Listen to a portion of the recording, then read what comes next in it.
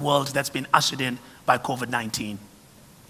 The first two installments of this conference, as you may know, has already taken us about halfway to President Ramaphosa's target of 1.2 trillion rands. This conference today is an important milestone to measure progress, see how things have gone, to what extent are projects being implemented, and also to secure even more investment for the future. And that's exactly what we're hoping to do for the next few hours here at the Sandton Convention Center. For those who can't see what's happening in the room I'm in, I must tell you we're very proud South Africans. We're very proud of how we've dealt with this pandemic. And right now we're sitting very socially distanced and everybody's very comfortable. Please, ladies and gentlemen, do stay in your seats. Do not change any seats because obviously that would necessitate sanitizing different seats. So please hold on to your seat, hog your seat as much as you can to make sure that you stay as safe as you can for the rest of the conference. Now, over the next few hours, we're going to be hearing a lot. There's going to be a lot of debate and discussion about the economic reconstruction and recovery plan presented by the president a few weeks ago, the role of the different sectors in that plan and making it happen. We will also hear from investors, those who've already put money into the country for decades and who've committed even more for years to come. We'll hear from their own experience. We'll even hear some of their frustrations because we're a listening nation, because we want to make sure you stay with us for as long as you can. We'll also hear from those that are still thinking about investment. You're a bit late, but you're welcome. If you're still considering it, you're more than welcome to be here. We'll hear from you as well a little bit later. And then at the end, we'll hear from the president with the announcement of what kind of pledges are we receiving for this particular installment of the South Africa Investment Conference. Now, without any further ado, to get things going, and also to say a few words about why we are here, and specifically the work that his office does, and also later to bring the president on stage, please join me in welcoming on stage the Minister of Trade and Industry and Competition here in South Africa, Minister Ibrahim Patel.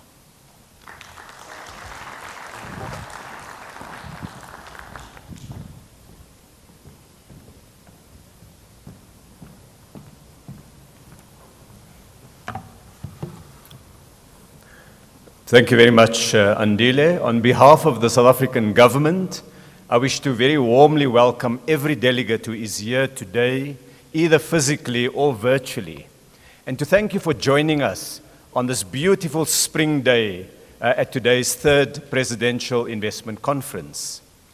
We met a year ago, months before a tiny virus, invisible to the eye but potent in its impact, changed our world, our economy, and our lives. Imagine that someone predicted a year ago that we would all be walking around with masks, carrying little bottles of 70% alcohol in our pockets to periodically douse our hands with, and forgoing our traditions of handshakes and hugs. And yet today, that is our reality. So we meet in a different context, in a different world, and in a different way. This conference is a hybrid meeting with 175 delegates here in person in Gauteng, this industrial and financial heart of the African continent, and just over 1,700 investors, managers, and public officials joining us virtually. Those physically present here today, as Andile had said, are observing strict social distancing protocols.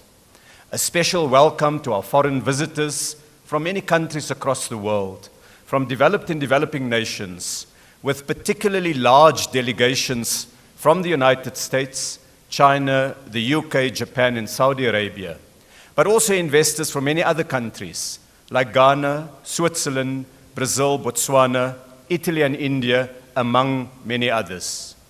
We welcome innovative-driven firms and multinational corporations, small businesses and Fortune 500 companies, black industrialists and representatives from global banks, union leaders and community delegates, youth entrepreneurs and women-owned firms, sovereign wealth funds, local retirement funds, and global DFIs with significant sums of money under management. We want some of that money to be invested here to build new factories, to expand mines, to develop more agricultural land, to obtain machinery, and to employ young South Africans. I also want to welcome members of cabinet, premiers, parliamentarians, mayors, economic regulators, and government officials. 2 years ago, President Ramaphosa convened the inaugural investment conference. Yesterday, we hosted an online set of warm-up meetings where members of cabinet and panels of experts and investors were able to engage on specific areas: energy, mining, infrastructure, tourism, small business development, impact investing, agriculture, the digital economy, manufacturing, localization, and opportunities across the African continent. Each of these sectors, ladies and gentlemen, are key areas of the productive economy, our sources of job creation, of growth, of opportunities for investment. At today's meeting, the President will address us by providing a broad overview of progress on investment pledges made at previous conferences and what government has done on key policy reforms. And because a picture is worth 1,000 words, and a moving picture must be worth even more, we will flight a series of short videos of progress made in different projects, highlighting what firms and companies have done since those pledges were made. But today is also about the future. It's not only looking back to what we've done, but it looks forward to what we will do. And on 15 October this year, President Ramaphosa announced a number of measures in the Economic Reconstruction and Recovery Plan in Parliament. What makes the plan distinctive, among others, is the high level of engagement with business delegates, with organized labor, with community leaders to develop a common approach. Today's conference is the first public engagement with investors since the announcement of that plan. We will host a panel discussion with key social partners focusing on the recovery plan. Call it a conversation with the President. We'll have additional panel discussions with large investors on focused themes. And within a few hours from now, a number of pledges will be made by investors for investment in the South African economy. I now want to welcome the President of the Republic, His Excellency Matamela Cyril Ramaphosa, who is the host today, who set us the target to secure 1.2 trillion rand of investment in a 5-year period, and who I must say has become increasingly adept at putting a locally made face mask on in public. It is my pleasure, therefore, to call on His Excellency, the President of the Republic, to officially open the conference and give the keynote address. Mr. President, I invite you to address this very first hybrid investment conference, and our audience here at the Convention Center, at their offices, in their homes, are ready. Please join me in welcoming the President.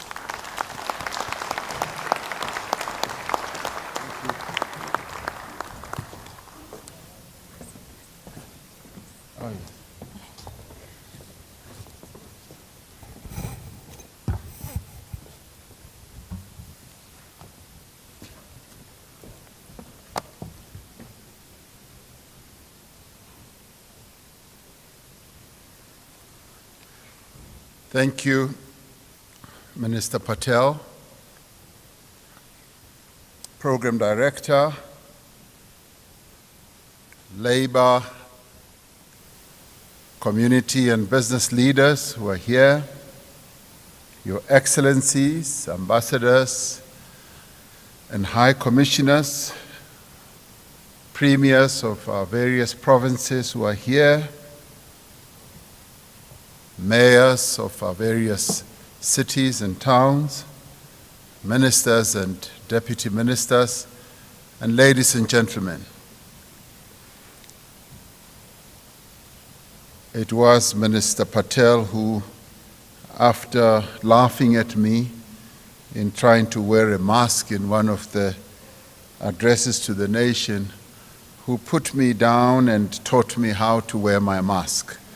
Today I've become an expert, and I'm quite happy to give free lessons on wearing a mask. Thank you very much, Minister Patel, for having taught me so well. It is indeed a great pleasure to see so many of you here, although in much limited numbers. attending our third South Africa Investment Conference. I would like to extend a particular word of welcome to those who are outside the shores of our country, who are attending this conference, but more importantly, the South Africa Tomorrow Conference in the United States. But we also want to welcome those who are attending this conference and following its proceedings from other parts of the world, in Europe, on our own continent, in Asia, and a number of other places. I'd like to extend a word of welcome to all of you for being part of this conference. It is quite a historic conference because it is being held under very different conditions from the conditions that prevailed when we first held our two conferences. Over the past 2 years, this conference has earned its place right at the center of our economic agenda, if you like, our political economy agenda. It is an expression of our commitment to achieve economic growth through being able to have solidified strong partnerships with our key role players, being labor, communities, as well as business, to have succeeded to not only hold this conference in the way that we are, with their active participation, but also to have crafted a recovery plan working with them. We meet this year at a time of great uncertainty and upheaval across the world. Most of the delegates participating in this year's conference are doing so virtually. There are about 1,700 delegates who would ordinarily have been part of this conference, but they are elsewhere in the world because we are living in different times. And it is a reminder of the extraordinary difficult situation that we are in, not only as a nation, but as the peoples of the world. Since the start of the coronavirus pandemic, we have understood that the best way to protect the economy and possibly the economies of various other countries is to bring this pandemic under control. As we confront this crisis and as we look to the future, I am reminded of why the protea, South Africa's national flower, is as beautiful and as robust as it is. The protea has survived for millions of years, as many of us will know. Like most of the fynbos, which is native to this country, it settled into a symbiotic relationship with the elements such as wildfires, wind, and many others, so that it can continue existing and surviving. The protea has a thick underground stem which allows it to endure significant heat and the effects of various elements. In the aftermath of a fire, dominant buds of the protea survive and the protea releases its seed. The land comes back to life even much more richer than it did before. In many ways, it exemplifies how a phoenix rises from the ashes. This is the situation we find ourselves in today as a nation.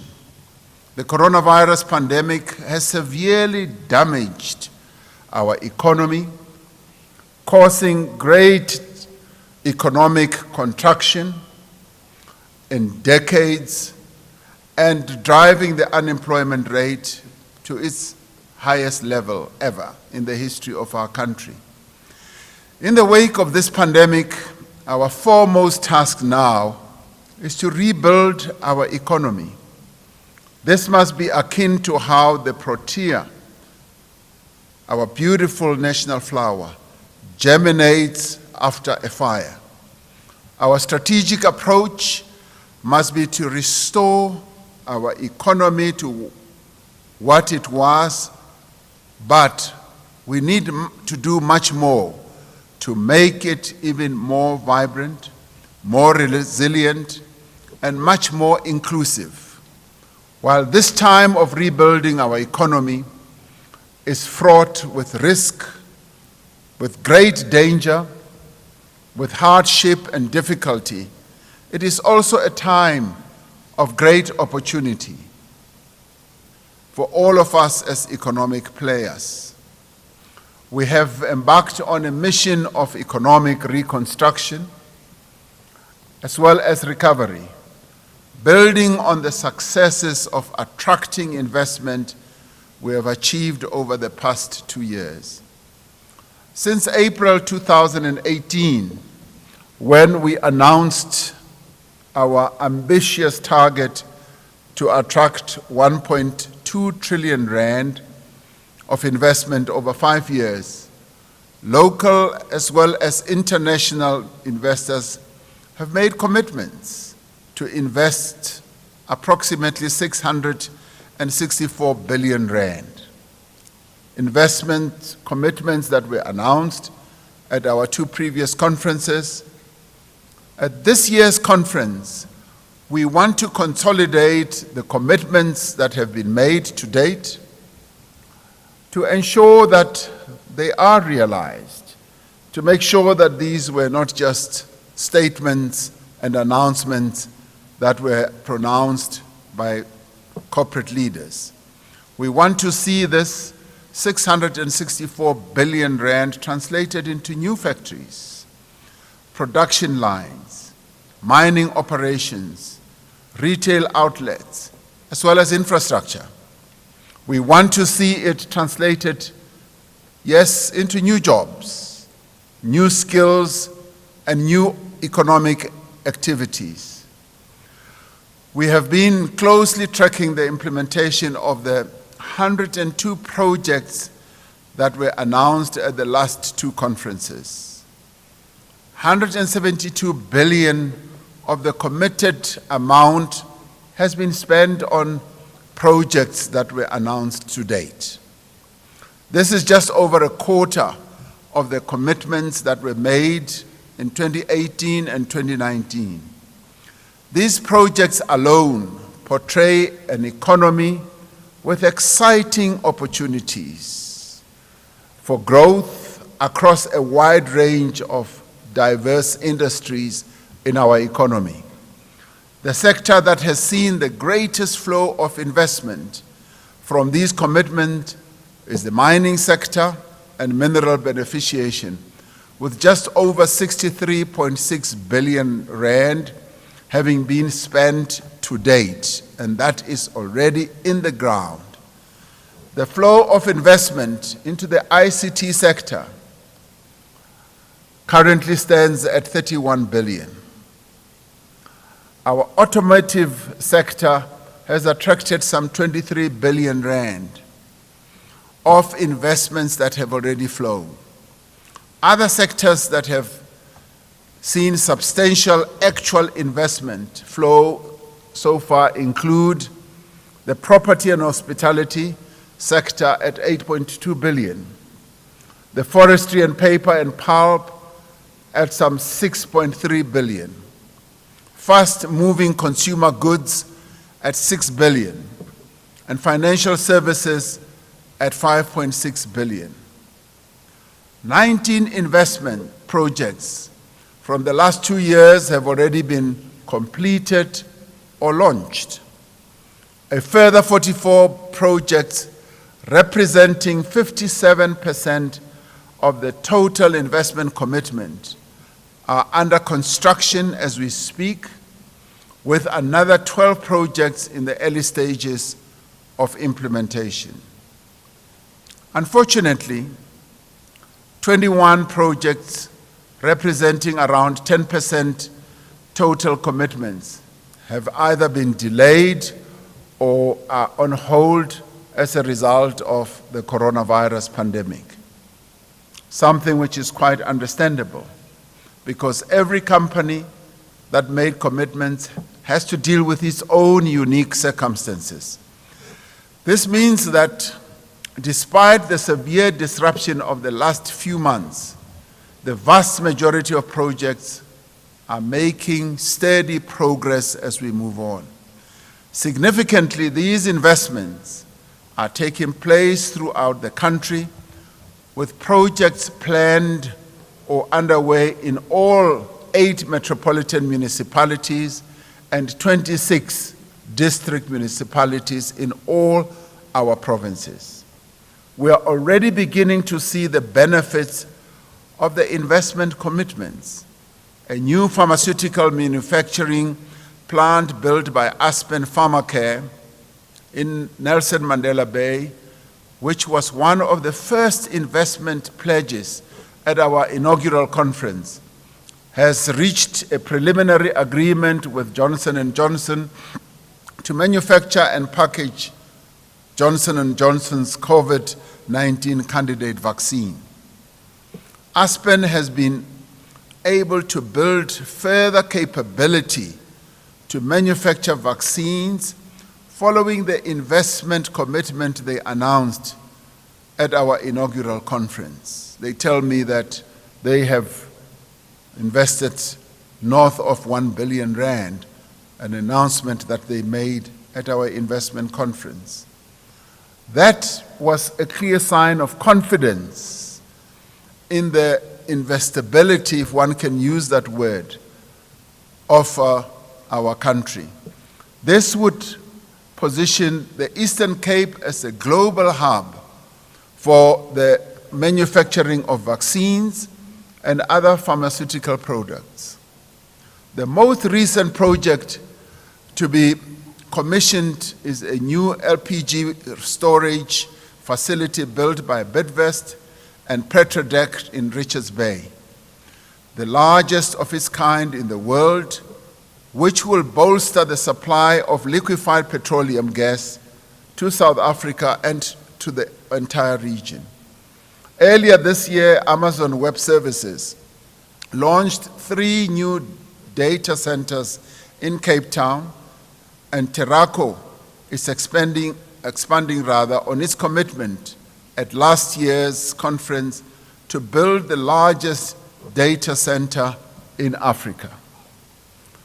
Nissan will start production of their 3 billion rand production plant for the Nevada Baki in 2021, and I was invited to the launch thereof.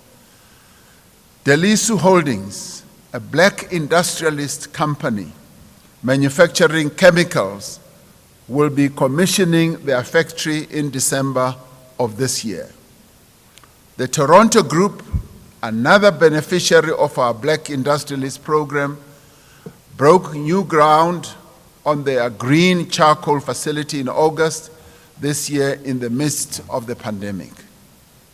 Poultry producers such as Astral have reached commercial operation of new facilities and are now expanding even further as part of commitments in the South African Poultry Master Plan. Due to the disruption caused by the coronavirus pandemic to the global economy and our own economy, we decided that this year's conference should focus on implementation of investment commitments that have already been made. Yet, as we have found in preparation for this conference, there is still a strong appetite for investment in our own economy. One would have thought that with coronavirus, investors would start fleeing and rushing to other markets. We have found the opposite to be true. We're finding that there are quite a number of investors who are still interested in this market as they see great opportunities in the South African market. I'm therefore pleased to announce that there are over 50 companies that will be making commitments at this year's investment conference. We will hear about these later. These commitments are much more than statements of intent. These commitments are a form of a compact between the companies themselves, their shareholders, and their stakeholders. These are compacts that companies enter into with communities. The communities that they serve or communities where their operations are. These are compacts that they also make with their workers and their unions, with municipalities in which they operate and broader society. So these commitments are not made lightly, and I would say that any company that does have the courage to stand up on this podium and make a commitment, it must know that it is making a commitment that is classified as a compact with the key role players in the South African community.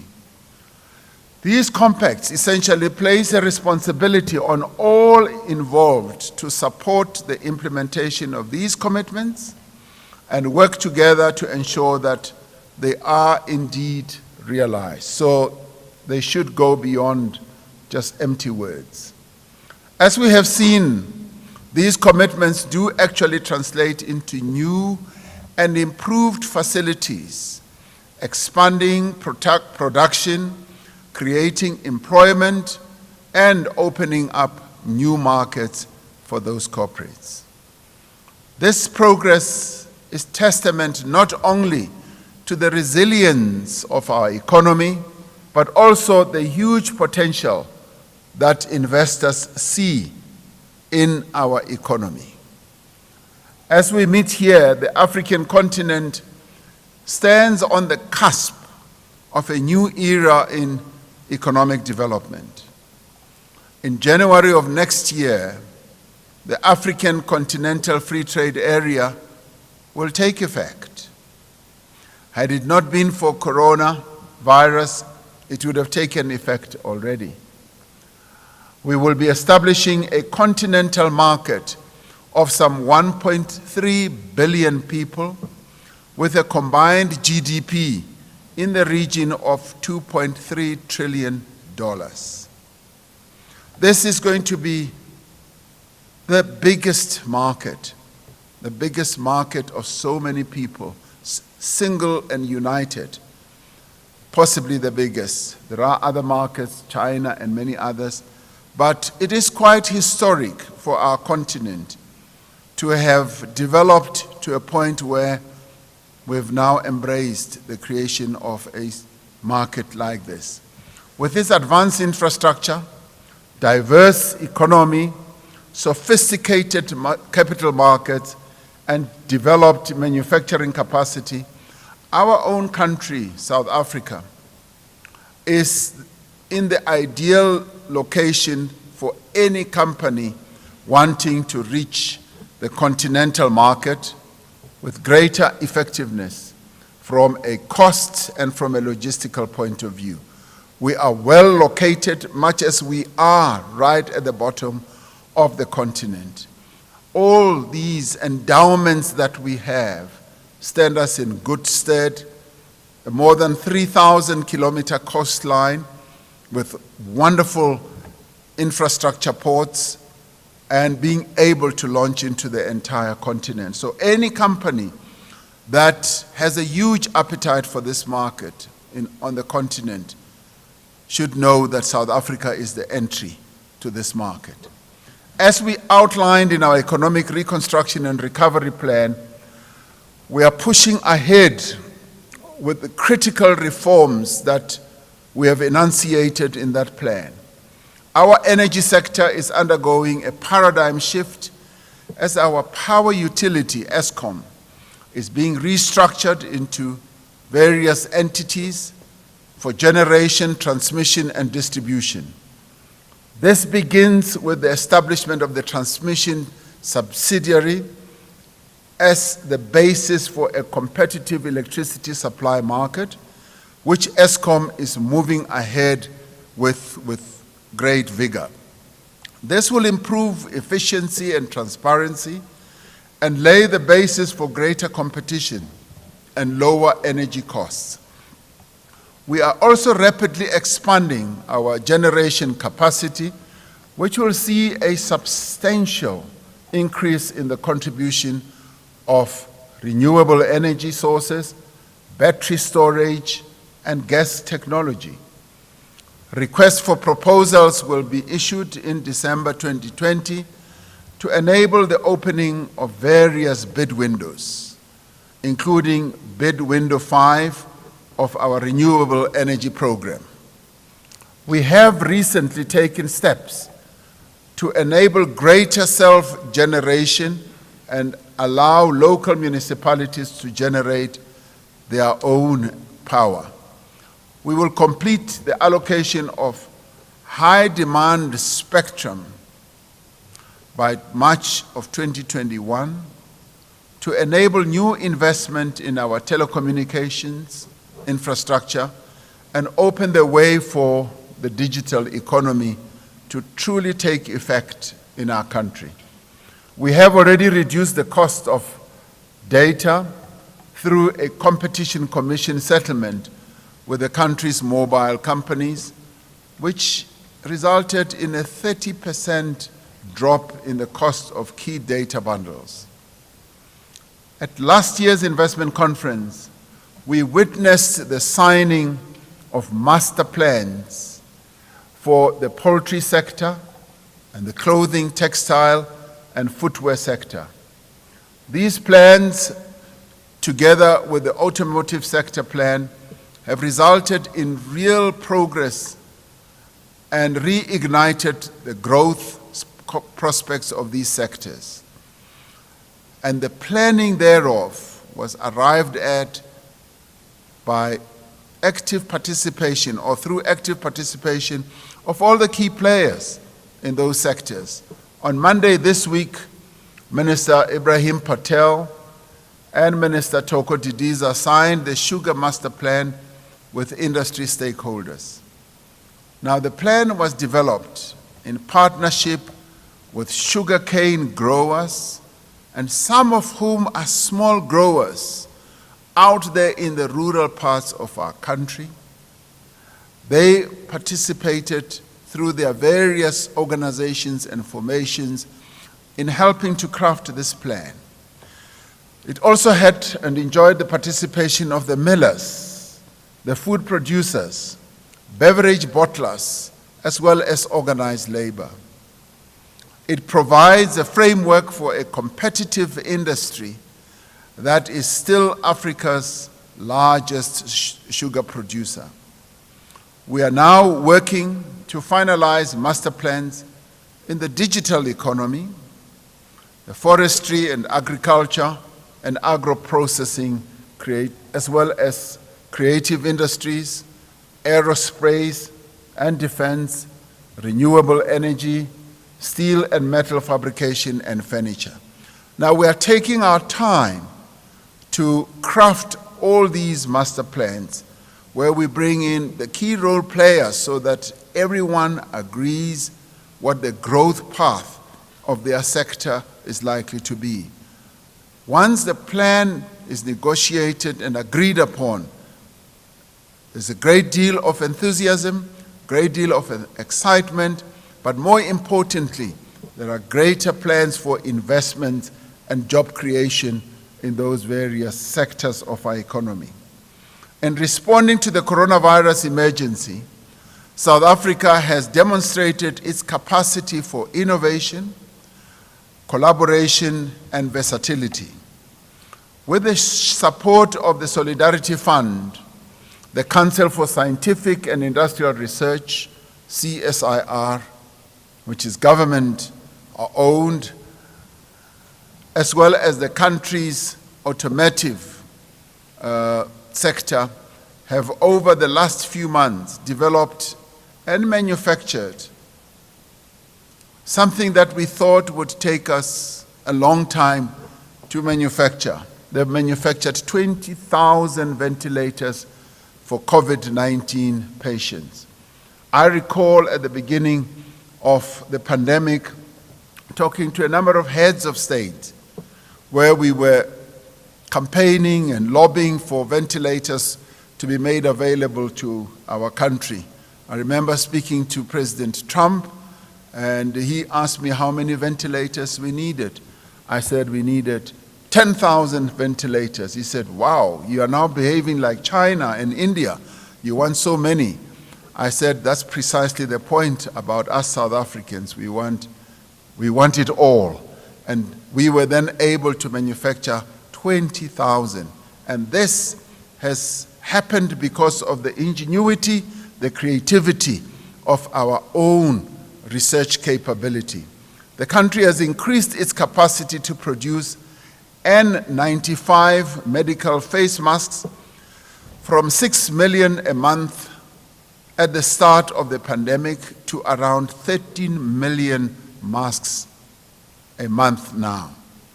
I would like to commend those companies that have taken steps working with government to increase the level of local content in their supply chains. And a number of companies have taken heed of this message that government is spending about localization. And we want this message to continue spreading on an ongoing basis. These companies are demonstrating what is possible when stakeholders work together to deepen local production. We have followed through on our commitment to accelerate land reform in a way that addresses the profound injustices of our horrible and sad past and ensure social stability while providing strong protection for property rights and expanding agricultural production. We have demonstrated that these objectives that we have about providing justice to the majority of our people whose land was taken away can be achieved when we all work together. We have introduced an expropriation bill in the National Assembly to provide greater certainty on this issue. And we have also released 700,000 hectares of vacant and underutilized state-owned land to support our land reform efforts. We have taken a firm stand against corruption and state capture. We continue to strengthen as well as capacitate our law enforcement agencies, and we are working to restore the integrity, the efficacy, and the credibility of our law enforcement agencies that were so badly captured in the past. We have installed capable and experienced managers at our state-owned enterprises and continue to do so on an ongoing basis. And despite many challenges and problems, we have begun the work of turning the majority of the state-owned enterprises around. Through our economic recovery and reconstruction plan, we are pursuing a few high-impact priorities and focusing relentlessly on the issue of implementation. In our book now, what is clearly written is implementation, implementation, and implementation.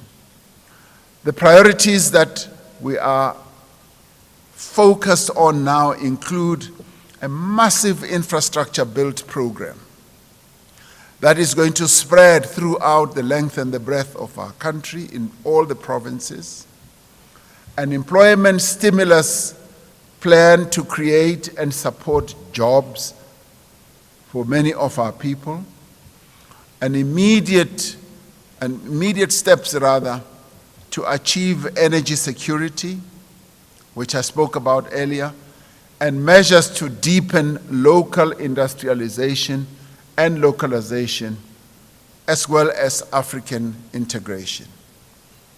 The private sector is vital to the achievement of all these priorities and shifting economic trajectory of our country.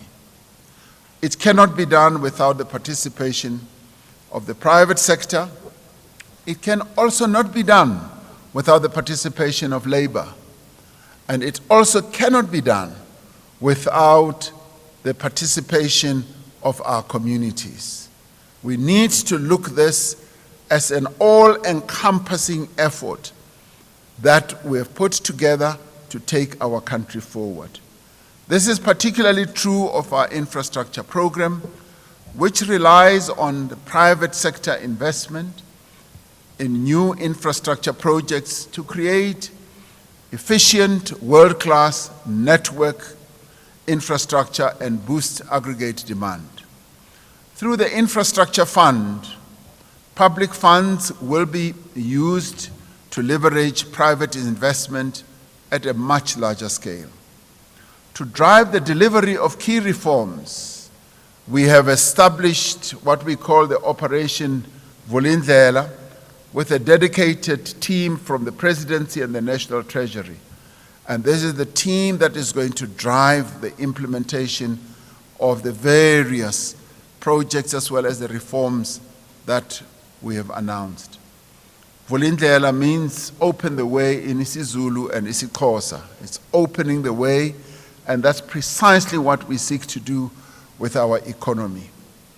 Operation Vulindlela will open the way for high-impact economic reforms in network industries, such as energy, water, telecommunications, and transport, as well as attracting critical skills that we so need, and streamlining processes such as visa regimes and many others.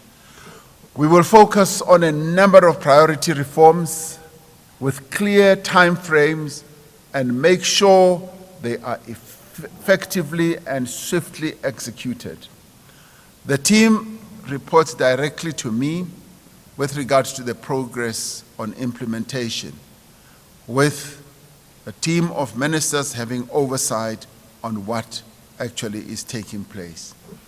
In every part of our country, from the deserts of the Northern Cape to the shores of the Eastern Cape and KwaZulu-Natal, from the high rises of Gauteng to the valleys of Mpumalanga and Limpopo, from the wide expanses of the Free State and Northwest to the splendor of the Western Cape, we are seeing the emergence of green shoots of growth. We see them on an ongoing basis despite the ravages of the coronavirus. We are positioning South Africa as a leading market for global business services, leveraging our unique strengths in consumer service, broadband infrastructure, and also the skill base that our country does have. We are rebuilding our manufacturing capacity, strengthening it where it needs to be strengthened through the establishment of special economic zones and the revitalization of our industrial parks, a number of which have been laid to be derelict over a number of years. Our mining sector has proved resilient through the worst of the pandemic and is benefiting from renewed demand for our strategic minerals, and we have plenty of them. Our financial services sector remains among the strongest and best regulated financial services sector in the world, thus infusing a lot of confidence as it has great credibility and integrity. The discovery of significant natural gas reserves off our southern coast offers the promise of a new surge in investments in our rich mineral resources or natural resources. I would like to believe that many of you would be investors, and those who have invested in the past are here, participating both here and on the virtual platform because you believe in the potential of South Africa. You are here and participating because you do believe in the South African story, that it is a story of renewal. It is a story of a country that is not only picking itself up from the devastation of the coronavirus, but it is a country that is determined to surge forward, to grow, to create jobs, to give its people a better life. You're also here because you believe in the strength of our institutions and in our robust and vibrant democracy. You're also here because you believe in our stable macroeconomic framework and in our commitment, even under these very difficult and trying circumstances, to maintaining a path of fiscal responsibility.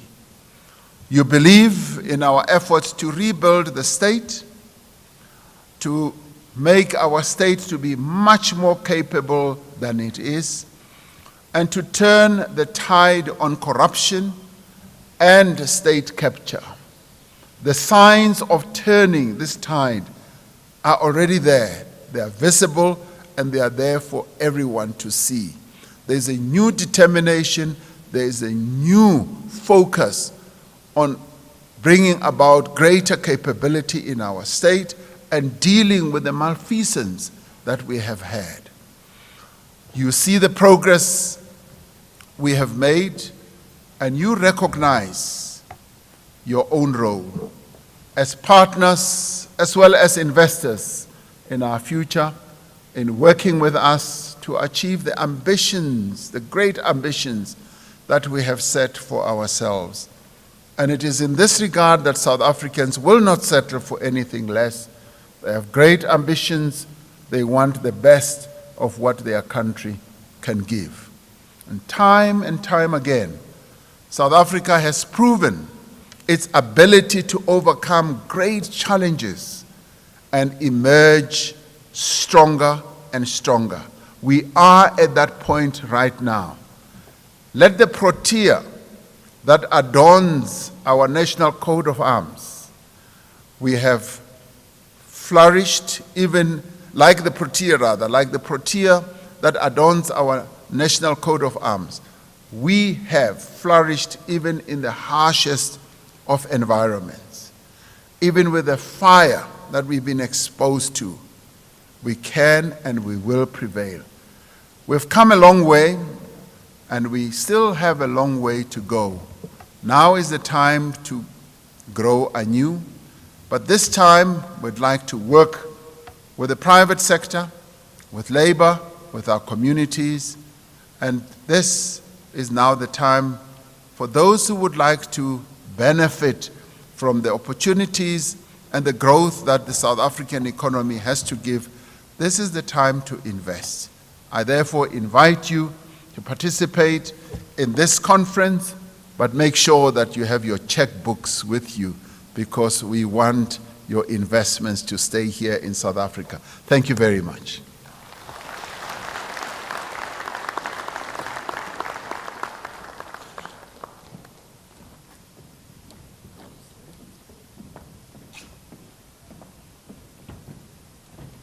Yes, please. I would prefer if you sat in the middle.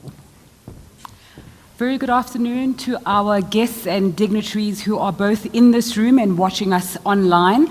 My name is Nzinga Qunta. I'm a business news anchor, and I'm very pleased to be the co-MC of this event, as well as the moderator of the next discussion we're going to be having on the Economic Reconstruction and Recovery Plan with President Cyril Ramaphosa and some of the partners that he's just spoken about. If I could please ask them to make their way on stage. Zingi Swalosi from COSATU, representing the Labour Voice. Martin Kingston from Business Unity South Africa, representing the Business Voice. Dr. Rurenosi Mokate, my apologies, representing government as well. And then our last partner, Tulani Chefuta, who's going to be representing the Community Voice as well. If I can ask you to give them a round of applause as they make their way into stage. Mr. President, thank you very much for the opening address. And thank you again for convening the third South Africa Investment Conference.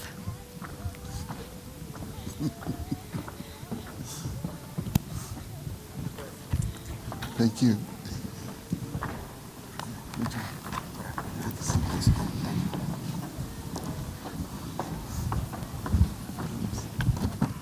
South Africa is where we started more than a century ago. Today, we're the largest company on the JSE.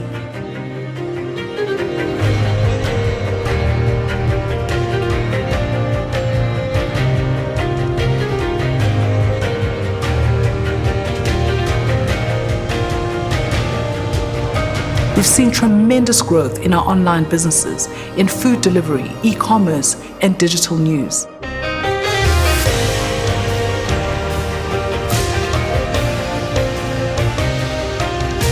We're committed to playing our part in helping with the recovery of the economy, and we need to find solutions together.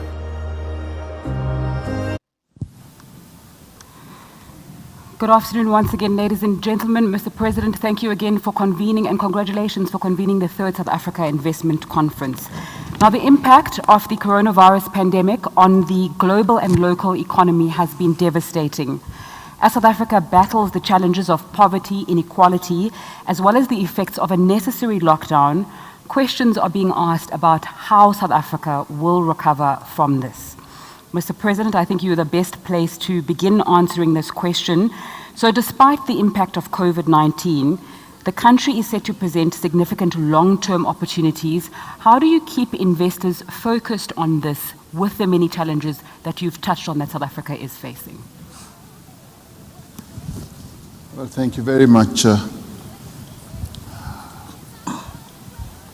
We've put in place a recovery plan, the type of recovery plan that focuses not only on the devastation of the coronavirus pandemic and its effects, but also deals with what had always been troubling many investors about the reforms that they had been urging us to embark upon, about streamlining a number of processes, network industries, things like releasing the spectrum for broadband.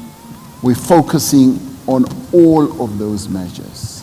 And I think focusing on all of those, including the devastation of the virus in terms of how we assist companies to reboot themselves with the assistance packages that we've come up with. We are coming forward with a multi-disciplinary assistance process that includes reforms, that includes active assistance of companies. And that in itself demonstrates our commitment to working with the private sector, to working with labor, to working with our communities, to reposition the economy of our country as to make it attractive to investors. And I would say proof of this is becoming more and more evident. Just last week, I had a very successful virtual consultation with a number of US-based companies, some of which are already invested here for decades and decades, and they reinforced their own commitment to remaining here, but also appreciative of our recovery plan and also appreciative of the reforms that we've embarked on. So through this, we want to crowd the private sector in and demonstrate to the private sector that we're not just talking, we're not just playing, we are very serious about creating a conducive environment in which investors can invest in our country, in the various sectors of our economy. But more importantly, we're also saying we're prepared to listen to investors, but also to listen to our own people in the form of communities, the challenges that they face. We listen to those and we seek to find ways of working together. Thank you. Martin, when President Ramaphosa speaks about the need and collaboration to work with business, what's your experience been as Business Unity South Africa in that sector? Well, I have to agree with the President that we've seen a unique level of collaboration, particularly in the context of the pandemic. Social partners in the form of government, labor, community and business came together rapidly and effectively to see how we could deal with the challenges, how we could reorientate the economy and most importantly, as the President has mentioned, how at the same time we could start to plan the reconstruction and recovery plan that we all rely upon. Because it is only if we can demonstrate that actually our actions are louder and more effective than our words that we're going to be able to instill the requisite confidence. The last two investment conferences were extremely successful in mobilizing investment, and of course, we shouldn't be surprised that the level of commitment has stalled as a consequence of the pandemic.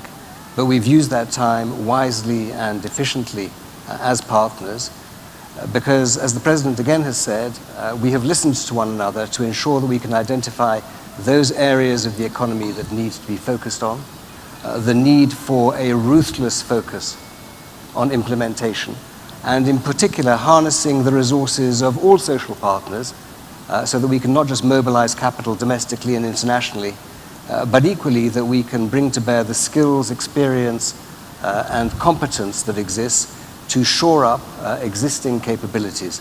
And I think that that should give much greater levels of confidence and comfort, not only to existing investors, in particular local investors. International investors take their lead first and foremost from the behavior of local investors, large and small, but also that we can demonstrate that we can work in partnership with government, with labor, and indeed with community.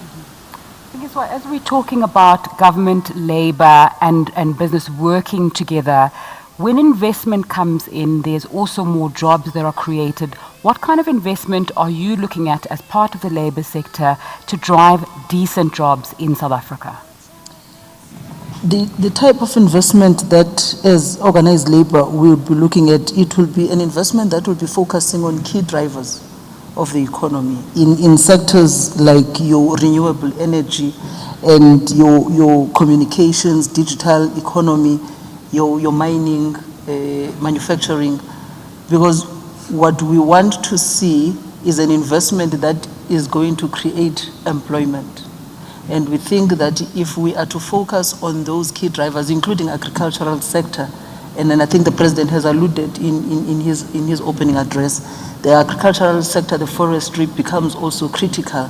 We have seen now as we started opening up the economy, when we went to level 1, the hospitality industry.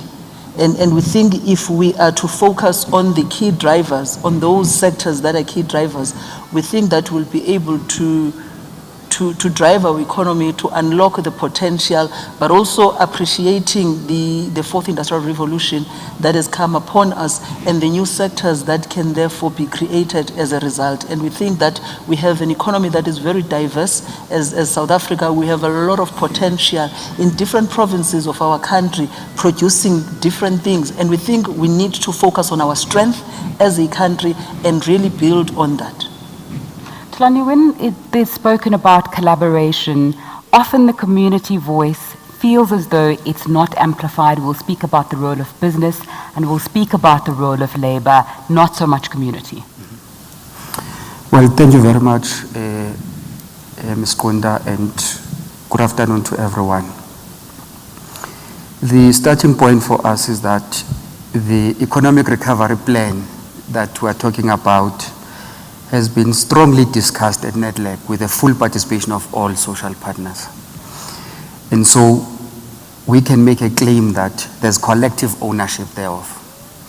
The second point is that when conditions of crisis like we've experienced hit us, the temptation is high for everyone to default into a self-preservation mode. When that happens, you lose focus or you miss an opportunity of defining a national plan in favor of making narrow sectoral demands. But we have not seen that here. Now, what has been the biggest interest and the voice of civil society in all this discussion is that if the economic recovery action plan is to succeed, all its efforts must basically be people-driven and centered. What that means is that activities that are entailed in the plan must find translation and expression in the daily lives of the people. It must not be theory that people cannot touch and feel and say, this is how it affects me. Secondly, this has been the first time where we have always juxtaposed building the confidence of the investors side by side with building the confidence of the people on the action plans that we are building. So it has not been an afterthought as to what does this plan mean for an ordinary person out there. And if you then get into some of the agreements that are in the plan, there are specific roles that we have defined for civil society. If you take, for example, the one on infrastructure, the point we're making is that communities and the people in general must not be positioned as mere consumers of the output of the work that is being done, but communities must be centers of production and economic activity. If you take infrastructure, the point we're arguing is that infrastructure must never be about, if it's road, building a road from point A to point B, but that project must go to address socio-economic imperatives of the community where it is taking place. Jobs, skills, employment opportunities, including business opportunities for young people in those communities where those projects are taking place. Dr. Mokate, you have experience at the World Bank, an international development organization, in the South African Reserve Bank, as well as working in leadership development. So you're quite uniquely placed to help us understand, outside of economic levers, what type of leadership in institutions is needed to drive this economic recovery that we're speaking about. Thank you very much for that question, and good afternoon to everybody. I think that one of the themes that has been running through the previous interventions is the need for different sectors to work together. So that means that we require leadership that is open-minded, that is willing to be creative, and that is willing to build and capable of building trust with others and with other institutions. To build trust, though, you need to have very honest conversations about what the priorities are going to be, what the trade-offs should be, who's going to make the compromises, what is the nature of those compromises, what is the nature of the compromises that need to be made. So the leaders have to be honest, and they have to be courageous, they have to be ethical. And I think in our current context, there has to be a deep sense of urgency, not just to agree on what needs to be done, but also how it needs to be done, so that implementation actually happens very effectively. And in my view, there has to be resilience, because this isn't going to be an ongoing conversation to move from the economic recovery plan to actual implementation and the desired impact on the ground. Okay. Let's stay on that. President Ramaphosa, Dr. Mokate is raising the issue of preparedness, being resilient, and a certain kind of machinery. One of the ways that you've tried in your plan to recover economically is fast-tracking reforms to reduce the cost of doing business and reducing current timeframes in the mining sector, in water and environmental licenses as well, by at least 50%. So my question would be, is the government machinery well geared to perform at the required level now when there is that uptake? The government machinery is being focused on to have that capability. We have, and I have personally admitted, that the capability of the state is hugely compromised. But we've identified the problems, and we have also identified the levers that can be utilized to boost the capability of the state, so that the state can act as a very efficient delivery mechanism of enabling this plan to take effect. It is one of those priorities that we have identified, that in order for us to effectively reconstruct and recover, we do need a capable state, and the various institutions of state need to be repositioned, they need to be recalibrated and refocused. And it also means that we've got to have the right human capital within the state sector that can do that. And in this regard, we've also been open enough to say that we are prepared to work with other role players in boosting the capability of the state to get skills from the private sector, from labor, from even communities, to help us achieve these ends. So with the multiplicity of role players that we've got, we believe that we will be able to effectively reboot the capability of the state. Work is now underway in terms of doing that, because we can't deliver on this plan for as long as the state is not capable. Things we're speaking about capabilities, President Ramaphosa referring to human capital and the need to make sure that there are enough skills there. It's something that COSATU has also raised, saying there also needs to be a look at SETAs and colleges and a matching of these skills of people in South Africa to the jobs that are going to be there now and in the future. Indeed, it is important to ensure that the labor that is already workers that are already in the labor market, but also for those that are prepared to enter the labor market, are prepared in terms of having the required skills to match up with the needs of the economy.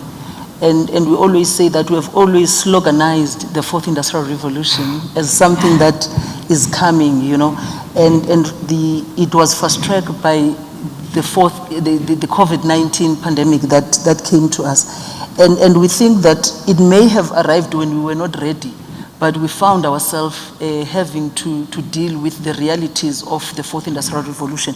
But we think also what is important for the role of the SETAs is not just to tick a box, is to ask what is it that the economy needs, not the economy of now, but the economy of the future. The investments that are going to be made and the investments that have been made in the past 2 years, what kind of investment in each sectors and what kind of skills are required, and the future economy that we are building as a country. And therefore, the SETAs must then respond to what we are focusing to be as a country.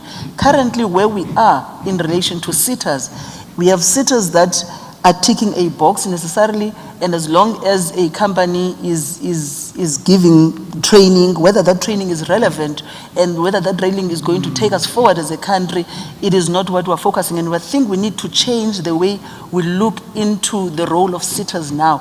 And we think we need to ensure that we have SETAs that are going to be responsive and also be proactive in anticipating, because we want SETAs that are going to be able to do a research in a sector that a SETA is at, and say in this sector, if it's a manufacturing sector, what is the future of this sector? What are the new opportunities that are going to exist, and therefore what are the skills that are going to be required?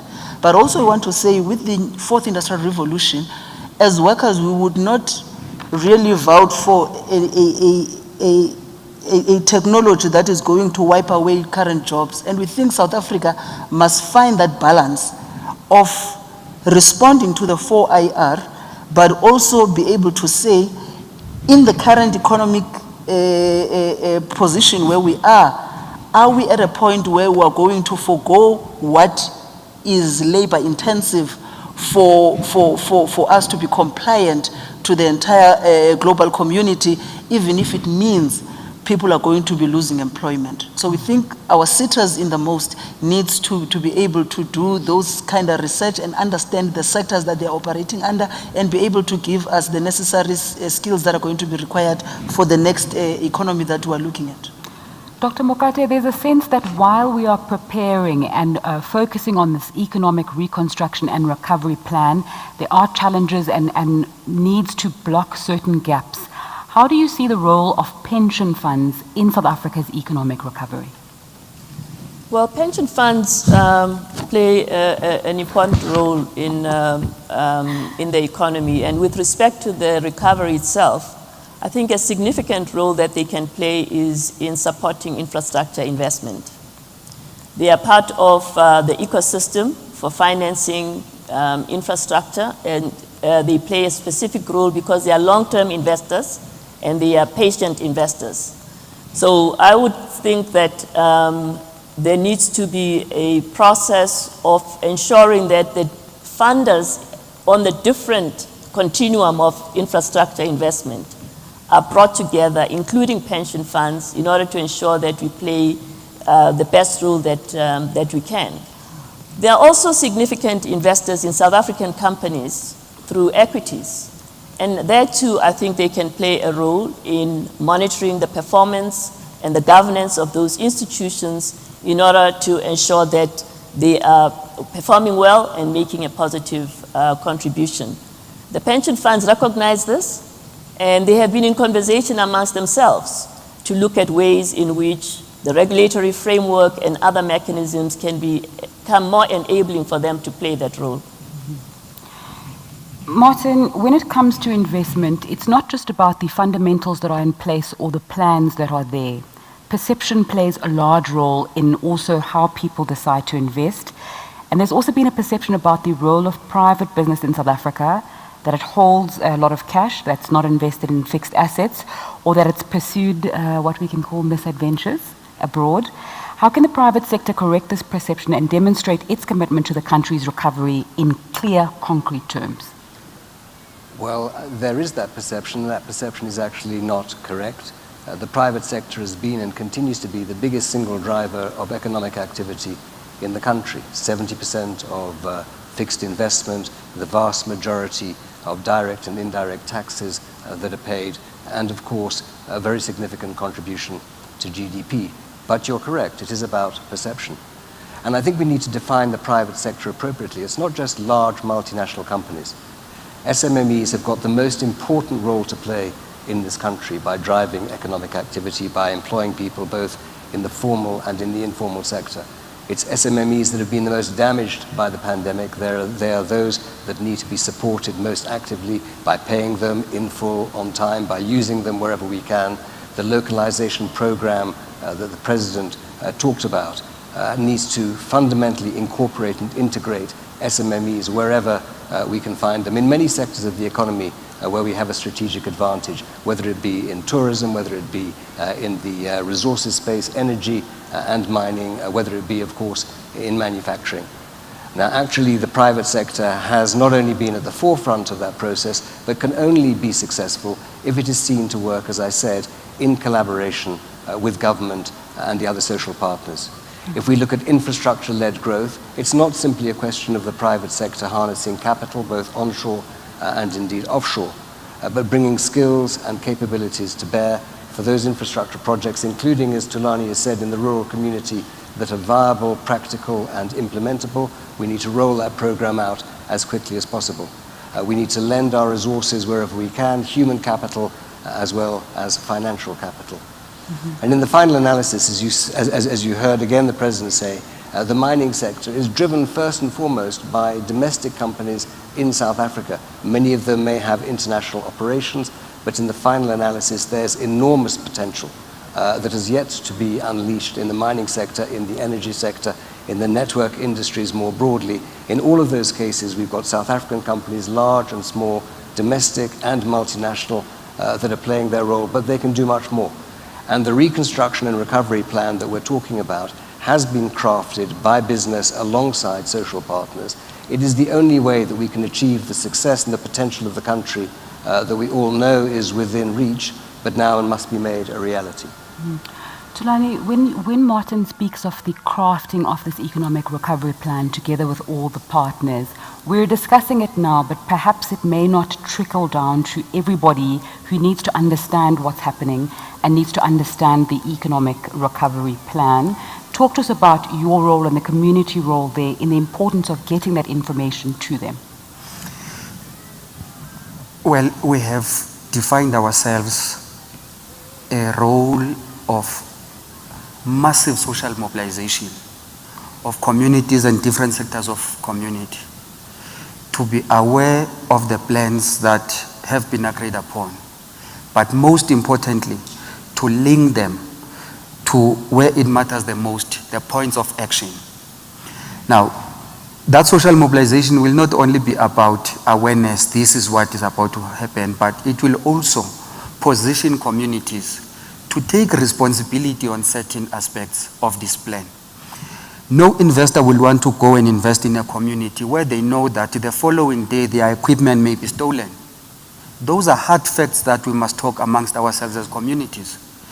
When investments are made on infrastructure, when we are angry about something else, the first target must never be an infrastructure project that has been built, that we are going to burn it down and all of those.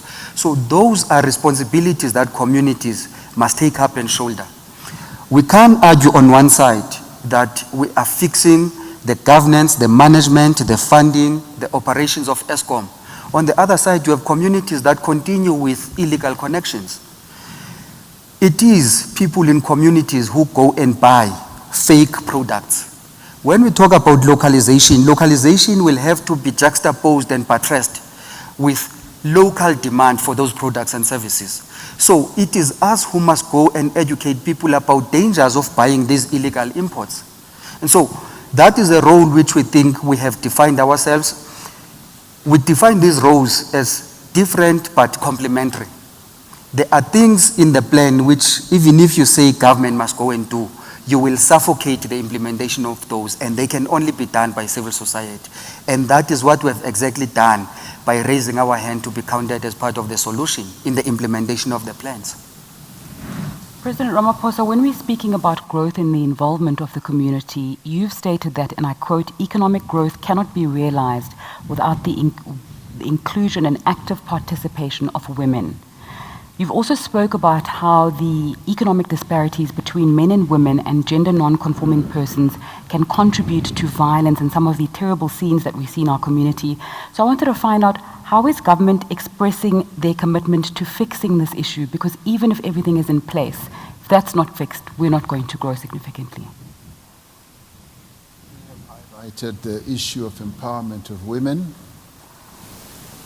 in the context of having to deal with some of the challenges that women in our country face in relation to gender-based violence and femicide.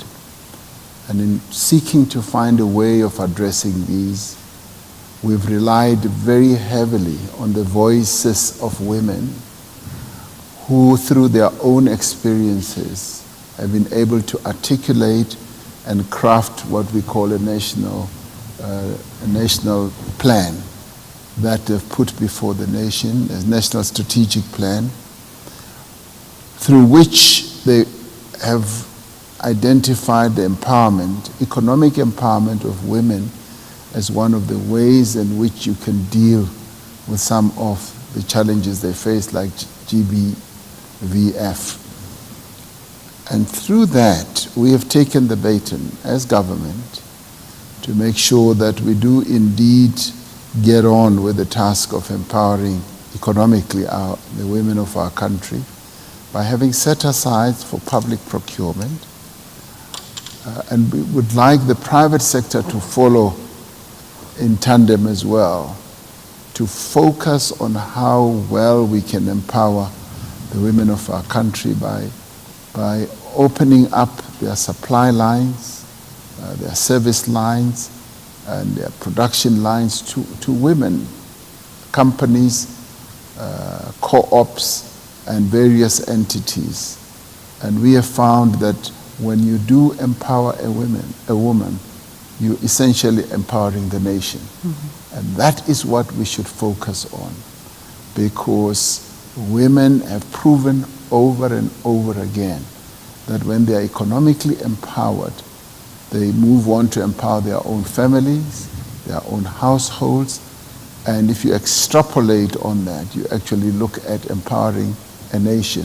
So that should be our focus as a nation, to empower that cohort of our population that is the majority component of South Africa's population makeup.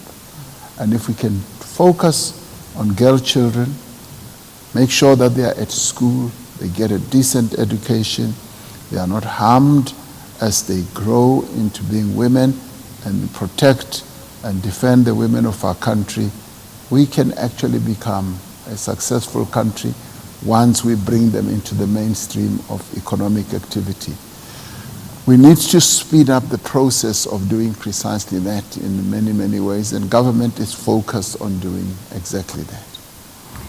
Thank you very much, President Cyril Ramaphosa, as well as our panelists, Dr. Renosi Mokate, Martin Kingston, Zingizwa Losi, and Tulani Chafuta. I appreciate your time and your insights into this discussion.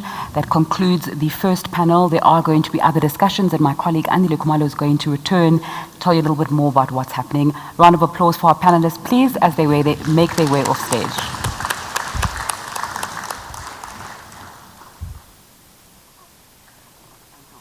Thank you very much. Thank you.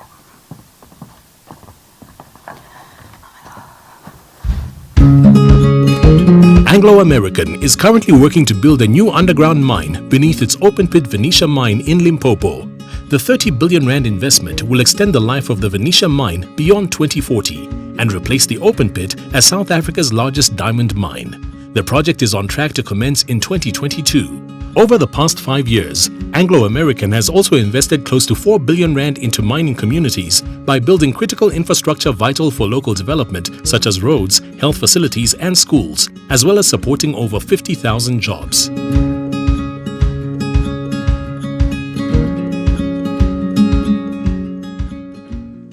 Thank you very much, Mr. President. Thanks also to your esteemed panel. Thank you for the great comments. Thank you, Nzinga, for handling it so expertly. Now, over the past 2 years, as already mentioned earlier on, this South Africa Investment Conference has been able to raise up over 660 billion rands in terms of commitments for investments. This afternoon, we're going to ask the question that a lot of the media tends to ask after this conference: where is the money? How has it been used? Can we see some projects? What's been going on? What is the progress? Well, I've got good news for you, because we're going to be having 4 such investors, people who lead these businesses, to talk us through their own experience in the past few years here in South Africa as investors and operators of businesses.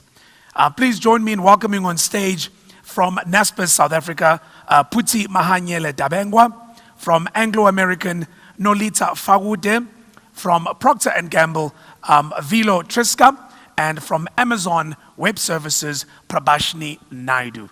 Ladies and gentlemen, please join me.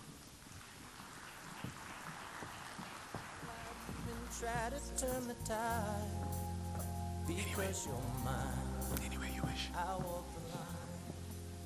Give me next to me too.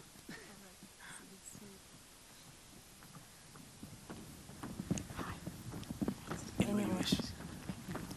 How are you? You can start by giving me the checks first. Have a seat. Thank you so much, ladies and gentlemen, for joining us. As I've already preambled, this conversation is always interesting because the media and the public in general always want to know, after they hear all the billions at the South Africa Investment Conference, what is actually happening on the ground. And that's the conversation that I'm hoping to have with you guys from your various vantage points. I'm going to start with the person right to my immediate left here, Puti, because unlike the other companies, you are all homegrown. You went and did all sorts of things around the world. You are now one of the biggest technology businesses in the world, let alone South Africa. And of course, I'm talking about Naspers South Africa. You have a different experience in that you've always been here. But you've had so many other investment propositions across the world. So the temptation is to kind of focus on those. And then you came in a very interesting role of just looking after South Africa. So can you talk us through your experience as an investor locally, have been involved in this program, and also some of the initiatives that you've been able to successfully launch and implement just for the South African market? Thank you very much, Andile, and good afternoon to everybody in the room. I think I'll just start just by reflecting on a conversation last night. I was giving a radio interview and it was opened up to the public, and one of the people asked, why is the president holding this, this investor conference? What is the impact? And the reality is that whilst we are going through a difficult period, the impact is there. And so I hope I can outline that to you when I respond to your question. So Naspers is a company that operates in 80 markets around the world. We are operating in Brazil, where we have our iFoods business and other businesses. In Russia, where we have our classifieds business with a business called Avito there.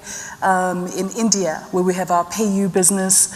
In China, where we have our WeChat business and other businesses.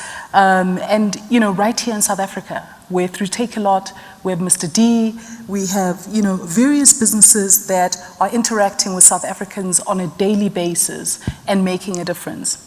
And so years ago, when the president back in 2018 was looking for investors, we then said that we would make capital available for South Africa. And in looking at that capital that we made available, that was 4.6 billion rand. Out of that 4.6 billion rand, we took 1.4 billion rand and put it into an entity that we call the Foundry. Now, the Foundry is an entity that invests into small and medium-sized enterprises, internet businesses. And at the time, the last time when I came to the conference, we had only invested in one business called Sweep South. And Sweep South at the time was employing 15,000, online home cleaners. And today, they employ 20,000 home cleaners. And, the reality is that throughout this COVID period, a company like Sweep South has had access to no revenue, but they have continued paying salaries to their employees. And this is the commitment that you find from founders. But beyond that period, we then invested in a company called Aerobotics, which is a business that provides services to the agricultural sector. And we invested in a business called FSN, which links marketplaces together. And today, we announced our investment in a business called the Student Hub, which provides an online curriculum of all the TVET colleges. It's partnered with a number of the TVET colleges here in South Africa. And so this shows just the extent to which there is so much commitment to growing in South Africa. It's not only at the large companies our size, but also in the founders of these small businesses who are highly educated and are looking to make a difference in the lives of ordinary South Africans. And so this is something that is critical for us and is so important as we make. The previous panel talked about SME. Yes. Because very often when we talk about investment, we always imagine very big infrastructure, dams, big roads, big things. Sure. But SMEs are important. Now, just they're paint for us critical. the picture that what kind of companies is the Foundry investing in? In other words, if the Foundry wasn't there, to what extent would we be robbed of all this innovation in the country? Absolutely. When you look at the companies that we've invested in, these are companies that have been founded by people that come from top global universities. If I look at Aerobotics, both the founders actually met at MIT. So these are people that they don't have to be here, but they choose to be here as South Africans, and their businesses are domiciled here. But their businesses are growing beyond. I mean, in the case of Aerobotics, 50% of their revenues is from the US. If I look at Sweep South, their business, they've just expanded into Ethiopia. Into East Africa, into Kenya. And, so, these are founders of businesses that are growing significant businesses, and we are there to support them. But the other 3.2 billion, which I didn't speak of, went into all of our businesses that we have here in South Africa. Yeah. Right. Yeah. Takealot, certainly one of my favorites. Prabashini, let me come to you, very close to kind of the Naspers story, because you're all about technology. I remember the commitment you made not so long ago at this conference. In fact, the president touched on it earlier about the 3 big bills you've had in Cape Town. Just contextualize it for us. What is Amazon doing in South Africa? What have you been busy doing since you got here? Perfect. Thank you. Good afternoon, everyone. So firstly, a thank you to the President for referencing us in his opening comments earlier today. Quite right, Andile. We committed to the investment in terms of 3 data centers in 2018, and in April of 2020, we were able to commit to it. We were able to deliver on it. I think, though, maybe let me take a few seconds to talk about the history of Amazon in South Africa. So we've had a long history in South Africa, starting in 2004, where we've had the Amazon Dev Center built in Cape Town, going up to 2010, where we invested in a customer support center, which provided employment opportunities to thousands of people. In 2015, we expanded by opening a Johannesburg office. 2017, we looked more at a infrastructure perspective, so we expanded the global network in the form of Direct Connect. 2018, we launched Amazon CloudFront in Johannesburg and Nairobi. 2020, an edge location in Nairobi. 2019, the EIP program, which is a 365 million rand investment into building small black-owned organizations. And then culminating for now in 2020, April of this year, where we launched the data center in Cape Town. And I think if I had to contextualize that, what that means is that we are now able to enable businesses and organizations of all sizes and government organizations to effectively use the platform. Now, cloud transformation is positively transforming lives across Africa, and we are incredibly proud and honored to be part of that transformation.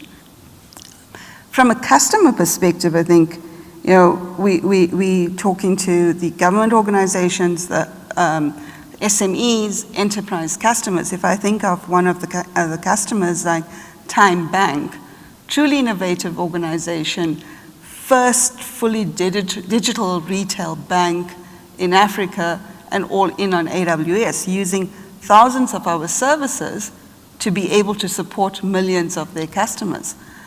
From a slightly different perspective, perhaps, we've also had the Hyrax Bioscience organization. And I think you'd probably know them as a company who is very, very involved in innovative drugs around, or innovative testing around drugs relating to resistance around HIV.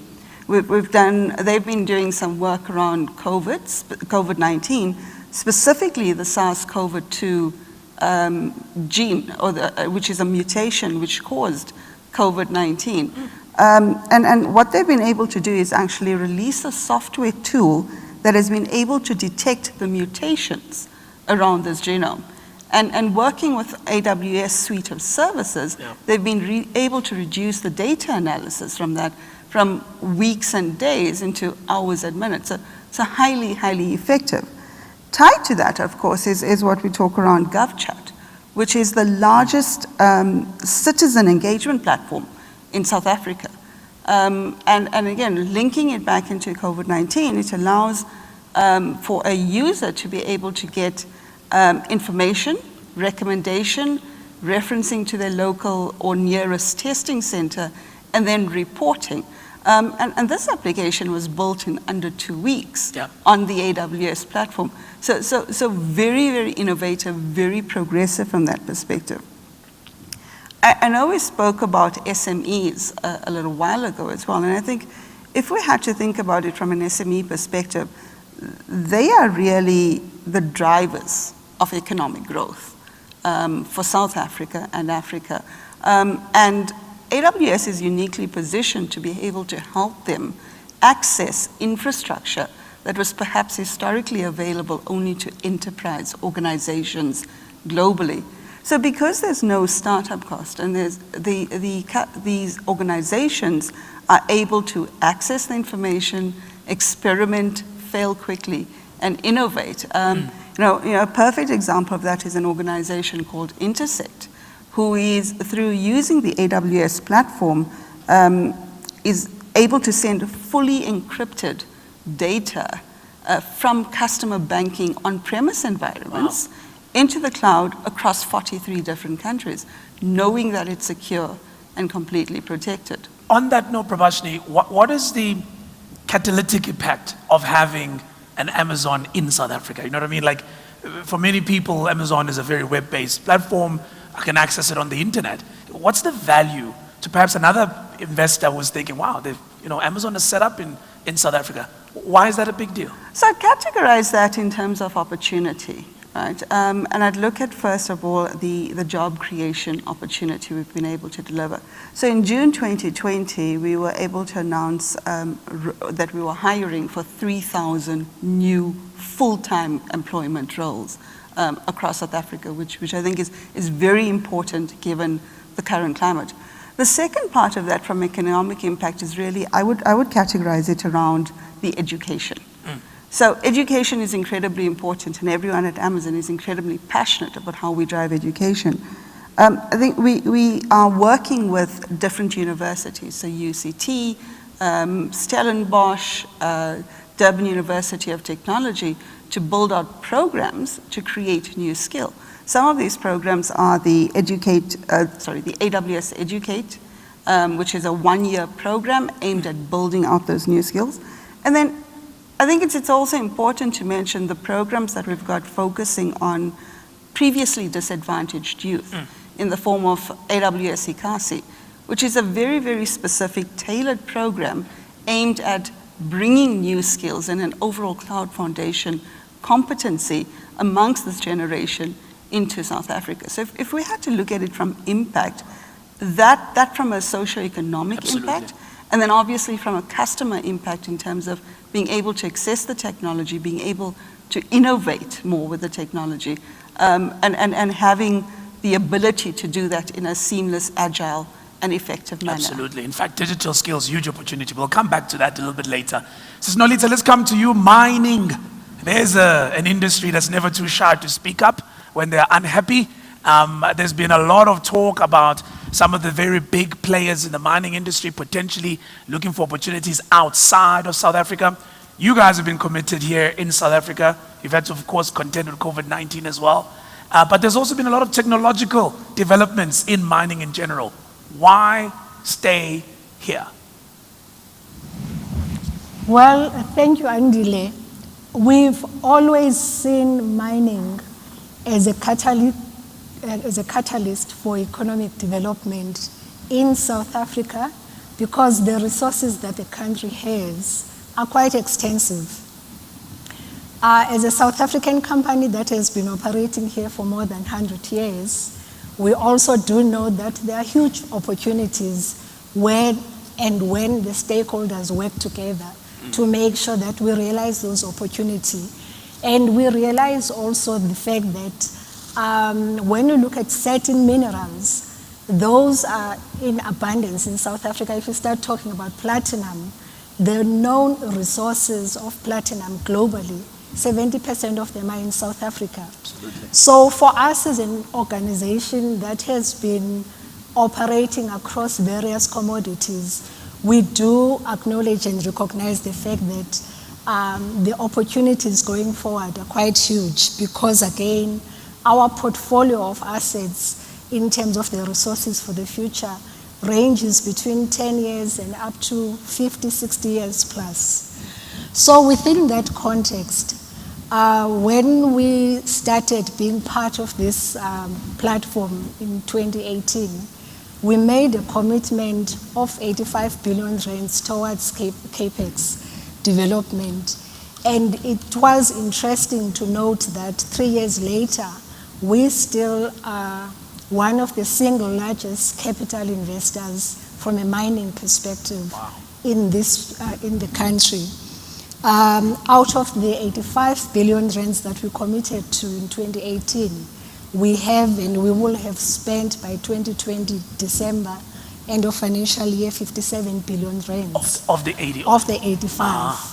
And again, linked to the technology question, because we do realize that the mining resources are finite, we therefore have to think about sustainability going forward. And therefore, technology and innovation for us is part of that future.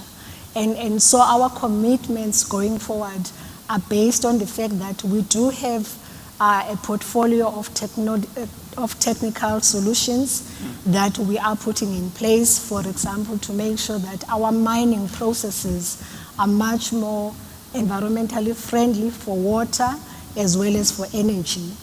And also looking at the hydrogen economy, because that's the economy of the future. Yeah. And where you're looking at minerals like platinum, they form a very important part of the hydrogen economy, just globally going forward. Absolutely. And so in South Africa today, we are even talking about a proof of concept project that is being run in Limpopo, in Makgalakwena, of a hydrogen truck that will be in operation in 2021. Why is hydrogen so exciting? It's like a trending word nowadays in the mining world. For us, it's exciting from two perspectives. One, the fact that we are based in South Africa with the sun and obviously the ability to harness that sun and be able to use it, like we say, for trucks, because the trucks will help us with our decarbonization strategy and commitments to make sure that we use less energy for the trucks, which are very important in mining. So if you are using hydrogen-fueled trucks rather than the ones that are fueled by diesel, you are actually mitigating against your carbon effects and impacts. And secondly, as a platinum company, for us the excitement is the fact that globally, even as we talk today, China is talking about 1 million hydrogen-fueled cars by 2030, 2032. And when you look at that, if we use beneficiation in terms of the platinum resource, then it means South Africa is in play. Wow. Okay. And then COVID-19, we saw the impact it had on just resources globally. You were saying earlier on you spent 60 odd of the 80 odd that you had committed. That's some going in a year that we've just had in 2020. To what extent have you been successfully able to navigate the impact of COVID-19? Actually, you know, it's good that we are having this conversation in this platform, because COVID-19, with all its challenges, it's also demonstrated for us that we can collaborate with stakeholders, especially government, communities, as well as labor, in terms of making sure that our businesses are resilient. And that collaboration and support came about when we were actually declared as a sector in the industry as one of the essential sectors. So we had to operate during level 5 lockdown. And operating during level 5 lockdown with its own challenges, and I'll talk to those in terms of how we navigated around those. But what was important was that by government allowing mining to operate during that period, it meant that we were able still to secure our marketplace as an industry without closing down the supply chain. Because had that closed completely, we would not be talking about South African mining sector being able to be competitive globally when things get better. So that was one important support that we got from government. But secondly, the fact that as a mining industry we were able to operate during that period, it meant that we could be able to open up our facilities to the communities, because remember, mining happens within and around communities in the main instance. And we have access to water, we've got access to energy, we've got access to healthcare facilities in hospitals as industries. And therefore the communities around them, the local government, were able to access that infrastructure even during the lockdown period. And had we closed down, then it would have meant that the communities may have been shut off completely during a difficult period. It also meant that we were able to continue paying salaries, as most of us did during the lockdown period, and also because inherently safety within the mining environment is key. And safety and health is one of our key issues. I was telling my sister Puti earlier on that in mining, PPE, it's like your staple, because you've got to always be in PPE. So with the virus coming in, it meant then that people just needed to observe protocols within a framework that is usually quite alert to the safety issues. Obviously, we've learned a lot also about ourselves in terms of being able to collaborate as business and work with other business associations and also society at large. Thank you for that. Wow, that's a lovely and detailed analysis, not just of Anglo, but also the mining industry. I think that's very valuable. And thank you for your continued commitment. Long may it last. Vito, let me come to you. You come from a very global business, Procter & Gamble, in almost every market in the world. You've been in South Africa for a very long time. But you also bring another perspective because you're from the more manufacturing side of things. Your perspective on your experience as an investor and operator in South Africa, and where do you think South Africa's greatest opportunities lie going forward in your manufacturing world? Yeah, good afternoon, honorable ministers, your excellencies, ambassadors, and dear colleagues. And I must say that I was expecting a technological question, because when it comes to manufacturing, everyone just sees machines and a lot of people. And you will be surprised how many technologies we have in those lines, and what does it take in terms of digital skills to keep those lines up and running. And I must say that, we are producing Pampers and always directly in our facility in Kempton Park, and plus we have contract manufacturing agreements with some of the local suppliers on our Ariel business and Vicks business. And as you said, we've been in South Africa since 1994, when basically the government's values and our values aligned at the dawn of democracy. And we have invested hundreds of millions of rands ever since, and created, I would say, about 4,000 direct and indirect jobs. So as an investor, what is important for us is, I'm going to talk about the check. You said we should have our checks ready. So what I'm going to talk about first is money. Yes. We continue investing into South Africa. In the first inaugural conference, investment conference, we have committed to 300 million rand investment into always production, and actually within a year we have completed an investment. So during the last year we've been announcing successful completion of that investment, and even now during the COVID we are in the process of spending another 260 million rand on improving our production capacity and capabilities, as well as our plant facilities, to drive further local supply to local demand.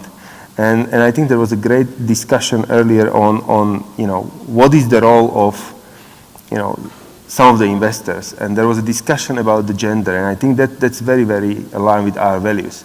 If I think about us as investors, it's not about the money which we bring to the country, it's also the values and some of the programs which we are trying to drive.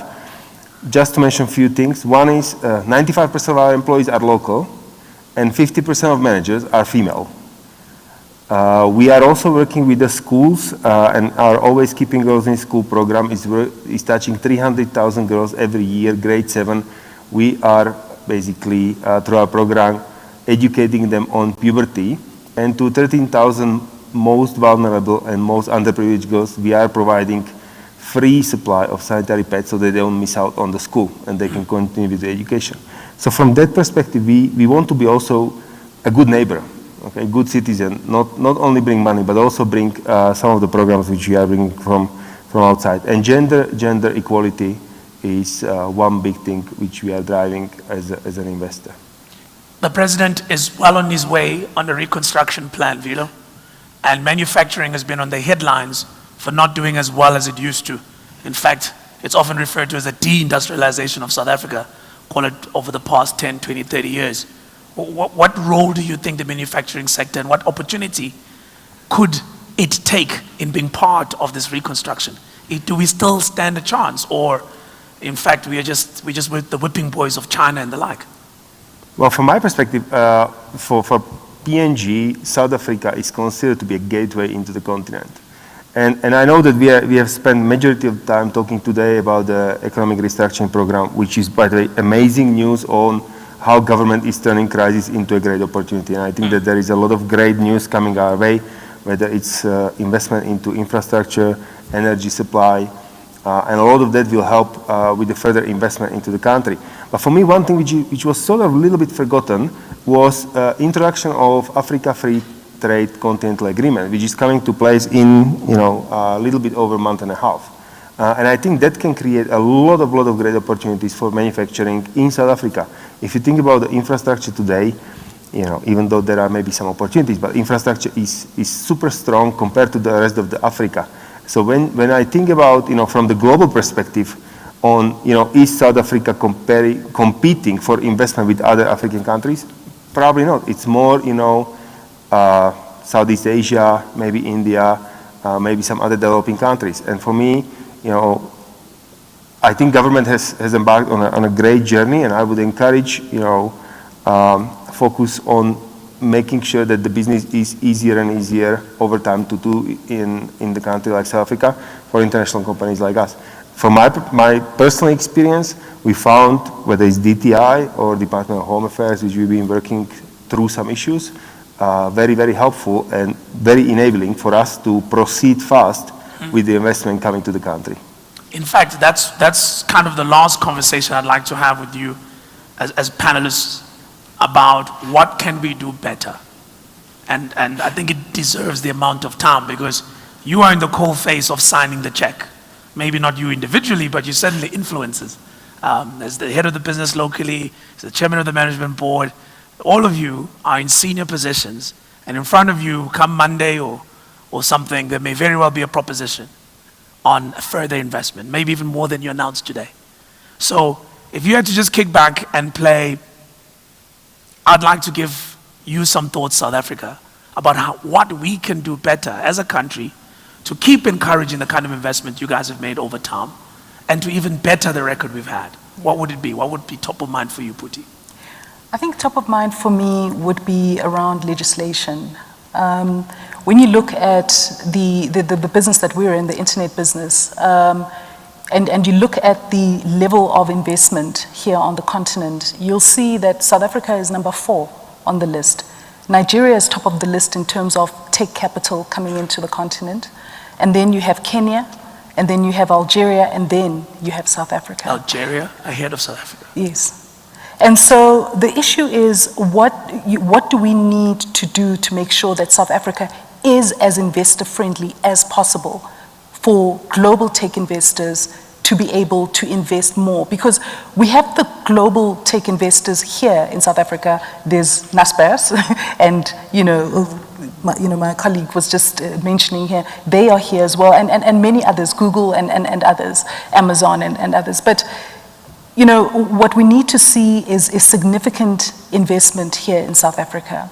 And what we have done in terms of that investment is to look at, for instance, with the Naspers Labs, where we have, young people that we are supporting. We are providing them access to learning they can get access to ability to learn about cloud computing, all sorts of internet courses, so that they can have careers. So I would say, I've added a second thing. So it's 2 things. It's the legislation, making sure that the legislation makes the environment as investor friendly as possible, given the fact that internet investment in South Africa remains nascent when compared to other territories. And yet it is the single biggest opportunity. Absolutely. I mean, we are larger than some of these economies like Kenya, and yet we are number 4 on the list in terms of tech capital coming into South Africa.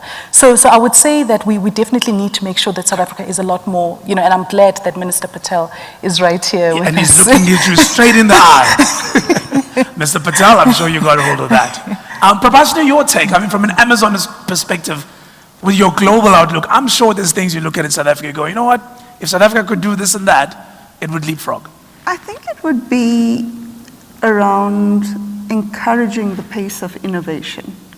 And let me maybe talk more about that. If I had to look at some of our enterprise customers, or enterprise players rather, in South Africa, they are amongst the most innovative in the world, right? So if you look at Pick n Pay, Discovery, Old Mutual, Standard Bank, Vodacom, they were all early adopters of cloud, and they've been able to use the platform, one, to drive down their costs, but almost more importantly, to deliver innovation in forms and manners that then impact their customers. And I think the more we do that, the higher the impact for the organization. The second one would be what I already spoke about, which is really around the continuance of education programs, the building the next generation of skill to really be able to take advantage of the opportunity as it presents itself. The tech skills. I've read of a few initiatives. One is called TechSit, that's been run by Simodisa, that's all about trying to get more and more people with technology skills. Talks to your point, right? So legislation, make it easier for people to invest. Prabhashini is talking about how do you make sure that the tech skills are being brought up, but also encourage innovation? Because now we've got the capacity, we've got the Amazon Web Services done in Cape Town. Exactly. Nalita, what would you say? I mean, you've been a business leader here for a long time. I'm sure you know exactly what you'd like to see happen. I don't know it all, but from what my two colleagues are saying, obviously each sector has got its own regulatory challenges. And we certainly do have our own within our mining industry.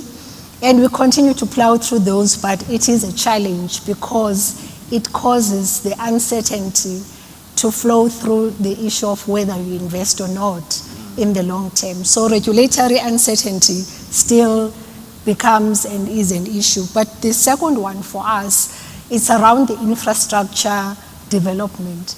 Because as you can imagine, the whole issue of water, energy, security, as well as just telecoms is important. And if we are not having supportive infrastructure development happening around us, it just makes the cost much more even higher in terms of investment. And it's good that we've got an infrastructure strategy in the country to make sure that at least we map out clearly what needs to be done and who needs to do what in the public-private partnerships. And that's going to be important. The port infrastructure is important, rail infrastructure. So really when we talk of infrastructure, it's the energy, it's the water, it's port and rail to make sure that the economy keeps moving.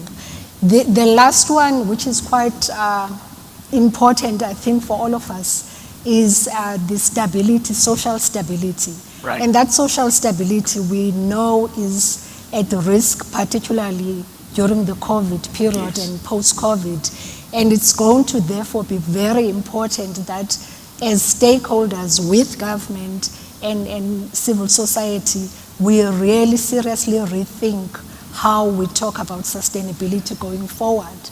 Because without that social stability in our communities, in our society, it makes it very difficult to predict how you continue with investments. But we are very confident after what we've seen in our partnerships and collaborations with government that it is possible. The net-led conversations that we've seen demonstrate that it is possible, but we do need to have that.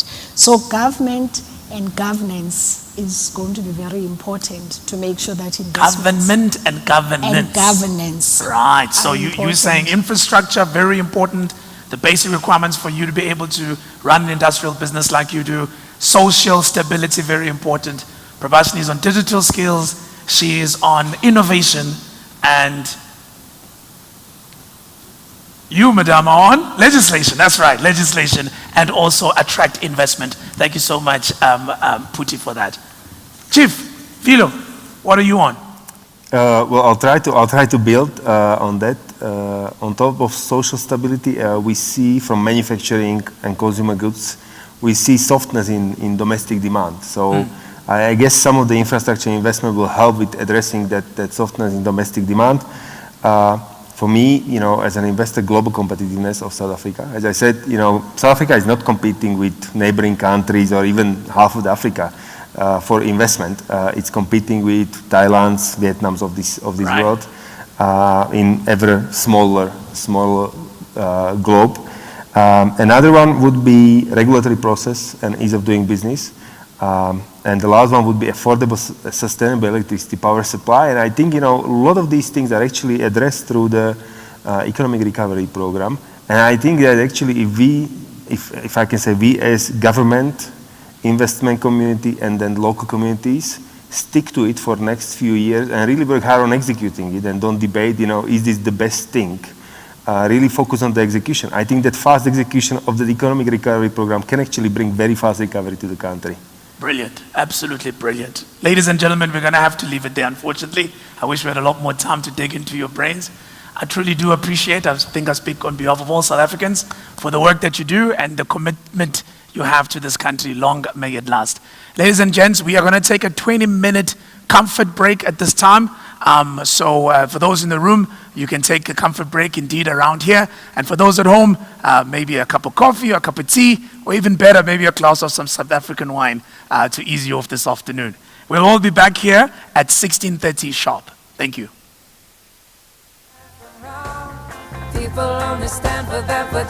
Industrial investment in Port Elizabeth has expanded manufacturing capability of cables from a current level of 33 kilovolts to a new product offering of up to 132 kilovolts.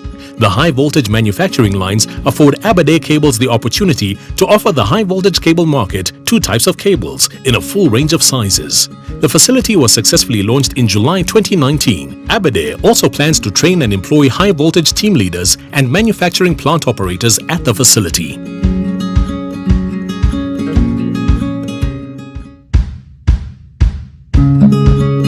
Conlog's relocation to a new premises with increased capacity is now 90% complete. New equipment has been commissioned and the facility is fully operational with a planned installation of additional systems. No jobs were lost during the COVID crisis, with 300 jobs retained and 150 new jobs created. Conlog has invested 5 million rand in skills development, including 2 million rand towards bursaries for previously disadvantaged students, and an estimated 300 million rand has been invested into enterprise and supplier development.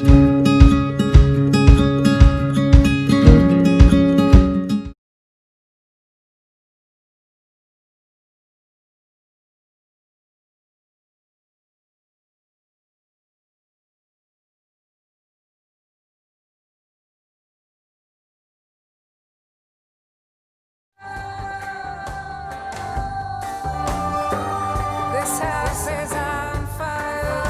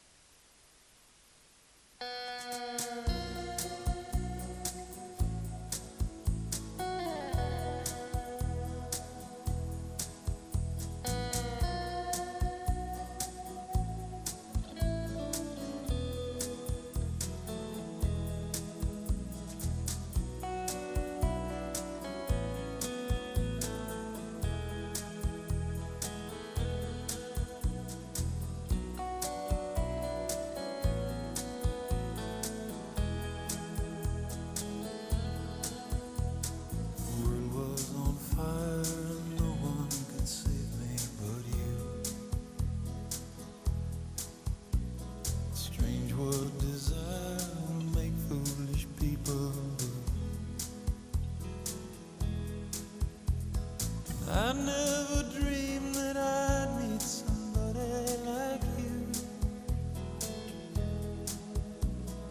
and I never dreamed that I'd lose somebody like you. No, I don't wanna fall in love. No, I don't wanna fall in love with you.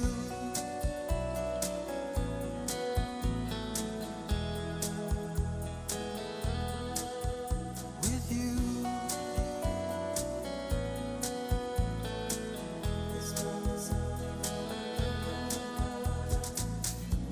What a wicked game to play to make me feel this way. What a wicked thing to do to let me dream of you. What a wicked thing to say. You never felt this way. What a wicked thing to do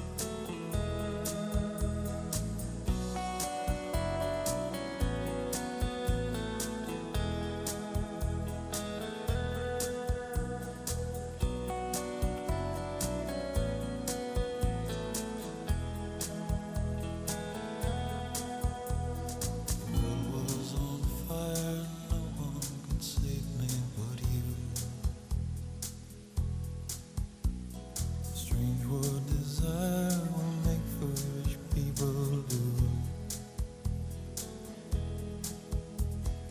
I never dreamed that I'd love somebody like you.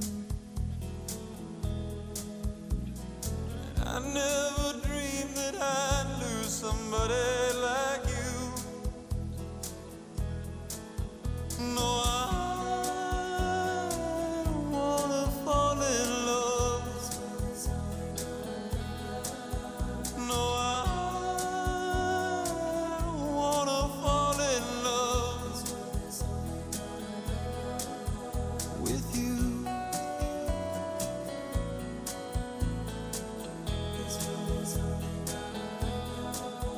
With you.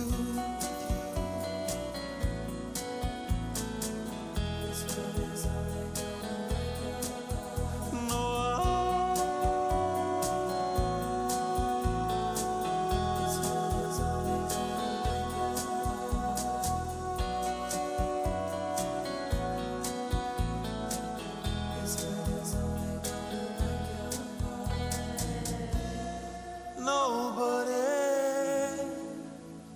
loves no one.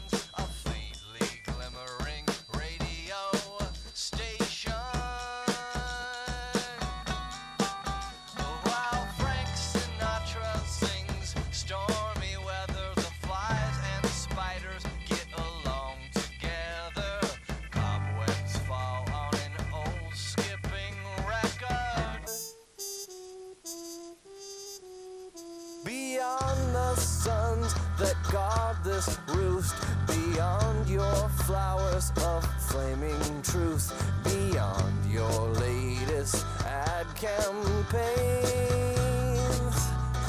An old man sits collecting stamps in a room all filled with Chinese lamps. He saves what others throw away. He says that he'll be rich someday. We know of an ancient radiation that haunts dismembered constellations, a faintly glimmering radio station.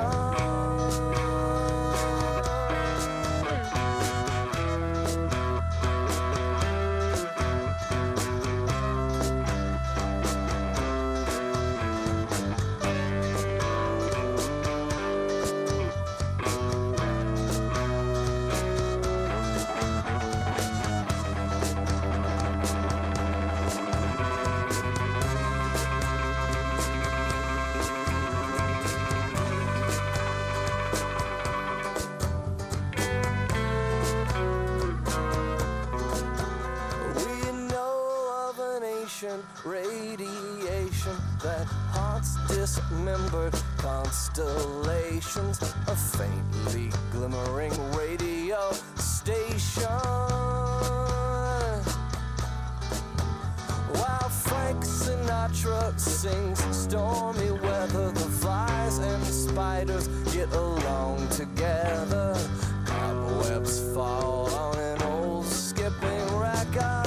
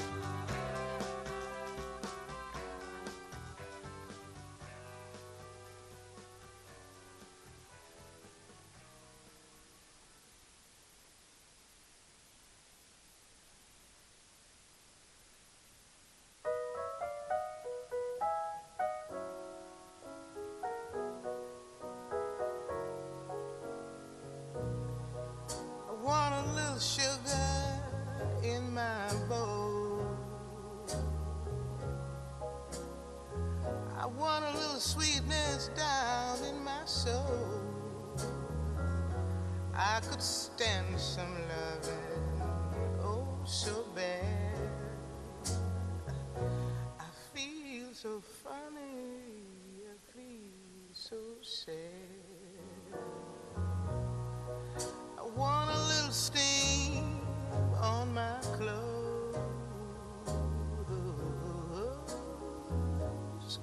Maybe I can fix things up so they'll go. What's the matter, Daddy? Come on, save my soul. I need some sugar in my bowl. I ain't fooling. I want some sugar in my bowl.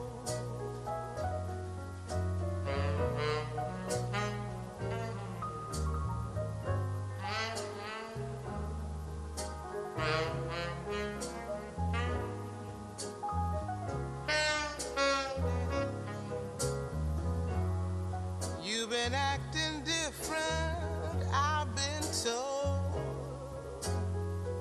Soothe me, I want some sugar in my bowl. I want some steam on my clothes. Maybe I can fix things up so they'll go. What's the matter, Daddy? Come on, save my soul. I want some sugar in my bowl. I ain't fooling. I want some sugar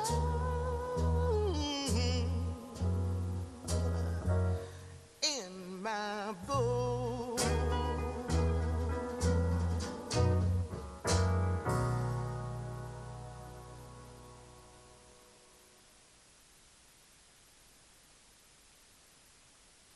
I'm sorry to say I didn't know her name. In fact, the last 6 hours are a haze, piecing together the fragments of a frame. Why my motor skills are out of phase.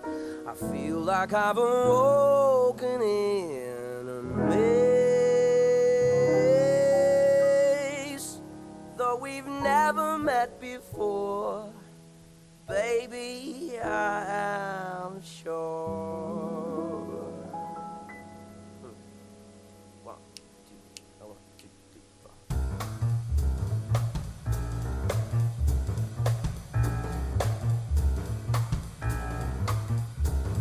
It was just one of those things, just one of those crazy flings, one of those bells that now and then rings, one of those things. It was just one of those nights, just one of those fabulous flights, a trip to the moon on gossamer wings. It was one of those things. If we thought of it, about the end of it, as we started painting the town, we'd have been aware that our love affair was too hard not to cool down. So, goodbye, you know, man.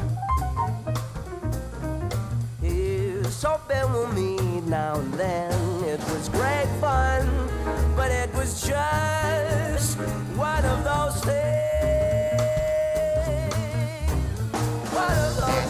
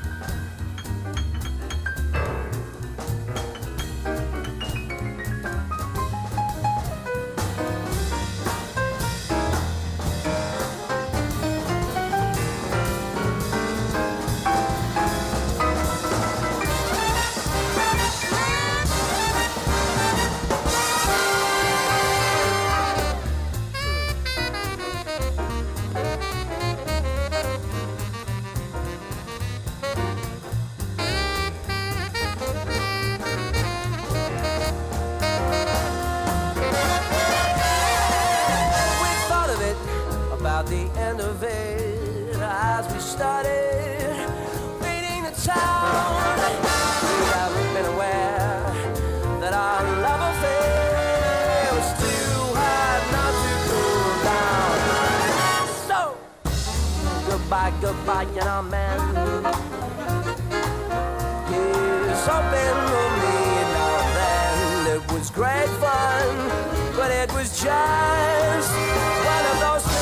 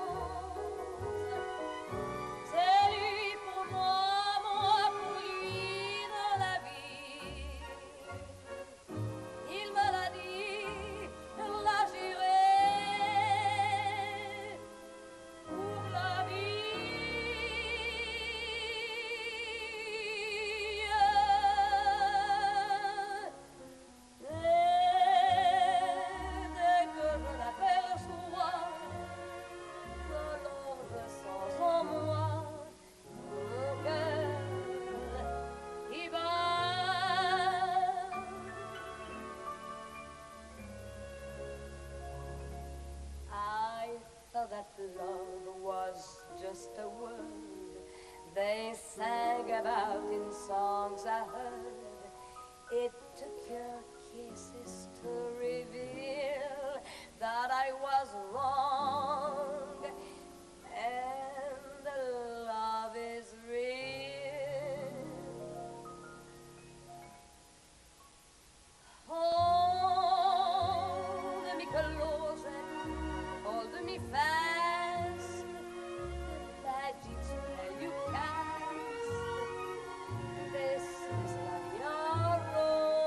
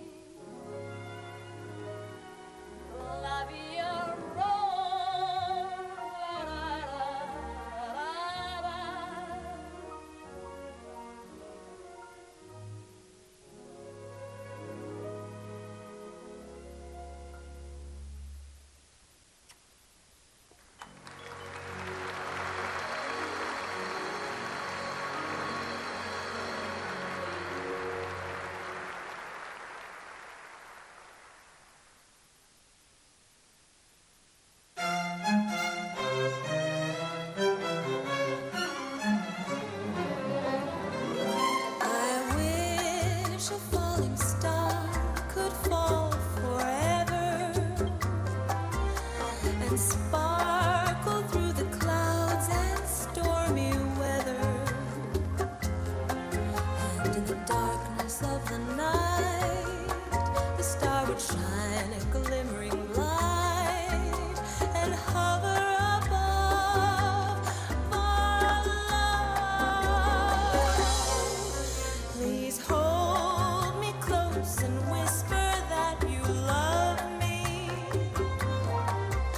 and promise that your dreams are only of me. When you are near, everything's clear. Earth is a beautiful heaven. Always I hope that we follow the star and be forever floating above. I know a falling star can't fall forever, but let's never stop falling in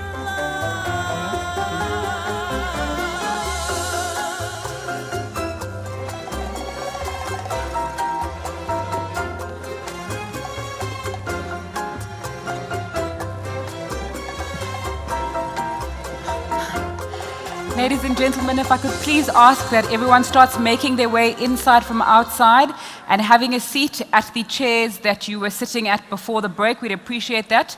We'd like to continue with our program, so just a request that everybody makes their way inside and please has a seat. We can continue the discussions a little bit afterwards. Thank you very much.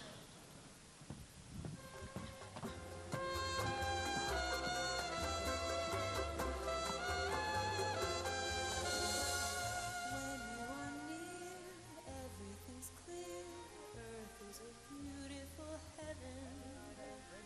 Always I hope that we shine like a star and be forever floating above. I know a falling star can't fall forever, but let's never stop falling in love. No, let's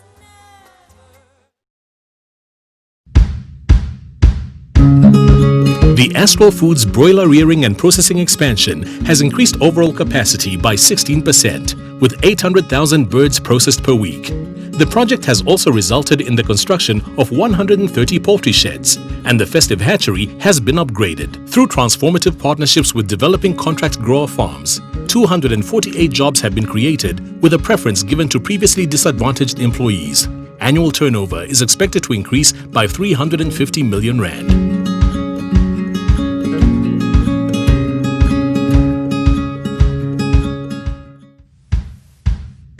The Bushveld Vanken project committed 700 million rand to its refurbishment program. The program will increase both capacity and vanadium production levels. The purchase of Vametco alloys in 2017 further expanded Bushveld's processing infrastructure, and the Vanken vanadium plant now has the potential to process over 10% of the world's vanadium. It is also one of the lowest cost producers globally.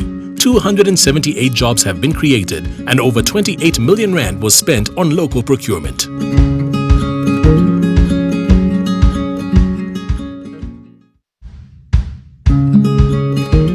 800 million rand was invested into Coralbrick's Driefontein factory, which is now 75% complete. The brick factory will have the capacity to produce 102 million bricks each year. Gas consumption used to produce the bricks will be reduced by over 70%, increasing the overall sustainability of production. Through local partnerships, Coralbrick has also trained about 50 community layers on bricklaying, creating further positive economic impact.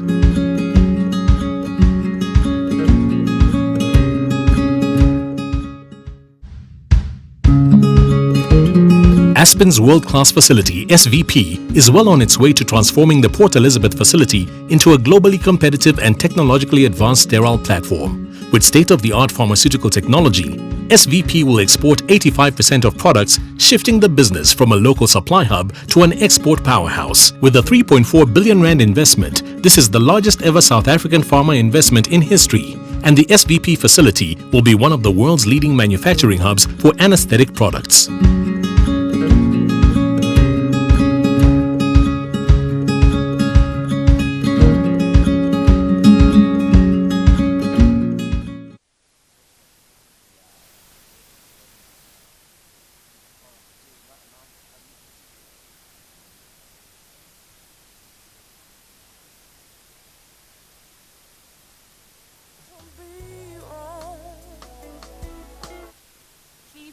you to have a seat. We're about to begin with the second part of the conference, and we'd appreciate it if you have a seat. If you are still outside, please come inside. Thank you.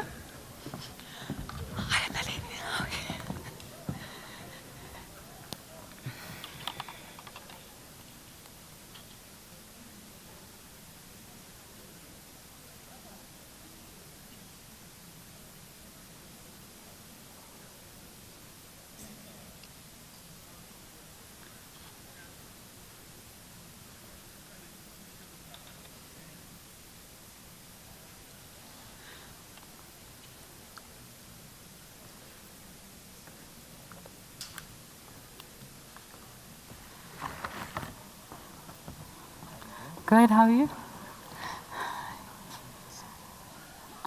You can have a seat over here, and then you can have a seat here, wherever you choose. If I could please ask the panelists for our next discussion to make their way to the stage. We're going to be discussing the opportunities and challenges posed by COVID-19.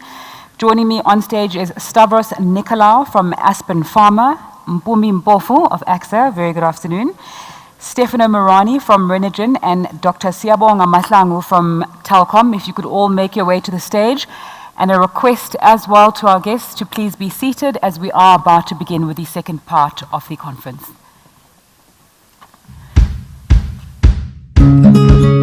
Telkom invests up to 6.7 billion rand on broadband infrastructure across provincial regions annually. No fiber deployment delays were experienced during COVID-19, as Telkom's infrastructure investment program completion took place in March 2020. The broadband infrastructure deployment enabled Telkom to work with a total of 519 subcontractors. Through this investment, Telkom managed to produce approximately 1,400 direct full-time jobs through subcontracting services.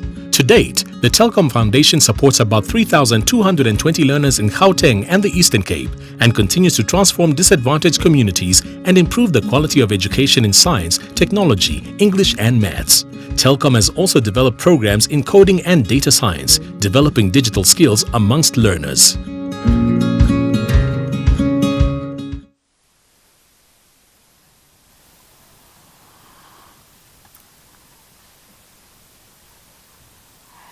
We're all too well aware of the challenges presented by COVID-19 in the South African and global economy. But what tends to happen, particularly in a South African context, is sometimes even in the midst of very, very bad news, stories of hope and resilience emerge, and I hope that from this discussion we may see some of those and also hear about the challenges that have been faced as a result of this pandemic, because we're not unaware of the many difficulties that companies have faced because of this. On the panel today, as I've said, Stavros Nicolaou from Aspen Pharma, Mpumi Mpofu from AXA, Dr. Siyabonga Mahlangu from Telkom, and Stefano Morani from Renogen. Thanks all so much for your time. Stavros, perhaps I'll start with you. Aspen, a homegrown company, came to the first investment conference in 2018. What's happened from then until now? Thanks very much, and good afternoon, colleagues and ladies and gentlemen. As you correctly point out, it was 25 months ago that we made our announcement at the inaugural edition of this conference. It was a 3.4 billion rand commitment at the time. It was the single largest pharmaceutical investment ever in our country, and it continues to remain so. The investment was in what we call further developing our sterile capabilities and capacities. Steriles have subsequently been proven, as we've seen during this COVID period, to be a much sought after capability. And the capability was originally aimed at, and is still very much so, at manufacturing anesthetic products, primarily general, regional, and topical anesthesia. These are all very complex products to manufacture. And this will turn Port Elizabeth into the world's single largest manufacturing hub for anesthetics. I think it's quite an achievement for both the country and Aspen. And of course, the spin-off of that is because when you get into sterile capability, as we've seen, and pandemics of the nature we continue to experience come to light, You look at what else you can manufacture through your sterols capability, and it's fortuitous that we've been able to carve out 300 million doses to manufacture Johnson & Johnson's COVID-19 vaccine. It's a candidate vaccine drug. We hope to go into commercial production with that, all going well with the clinical trials, which are in phase 3. We hope to be there in sometime in Q2. And I think that will make a significant difference to global supply of COVID vaccines. So it's a real vote of confidence, I believe, in both South Africa's capabilities, scientific and technical, and those of Aspen. And my final point on this is Johnson & Johnson are a large multinational. In fact, their market capitalization is bigger than the South African GDP. So when you have a company of that size and of that stature, globally speaking, partnering a South African company, I think it speaks volumes for what South Africa is capable of. Minister Pandor was the minister at the time when we spoke about our science and technology, and I think, Minister, to you and Minister Patel, I think the world is starting to see us differently in these scientific platforms. Thanks very much. Mpumi, Stavros has spoken about the opportunities that have come as a result of COVID-19. As AXA, you've kind of had to pivot very dramatically your business. Just talk us through what happened pre-COVID and what's now, and what are you going to do going forward? Good afternoon to everyone. COVID has probably had the most devastating effects on global aviation. Unforeseen, unplanned. 2019 was probably one of the best performing years globally. Since then, the sector has lost $104 billion.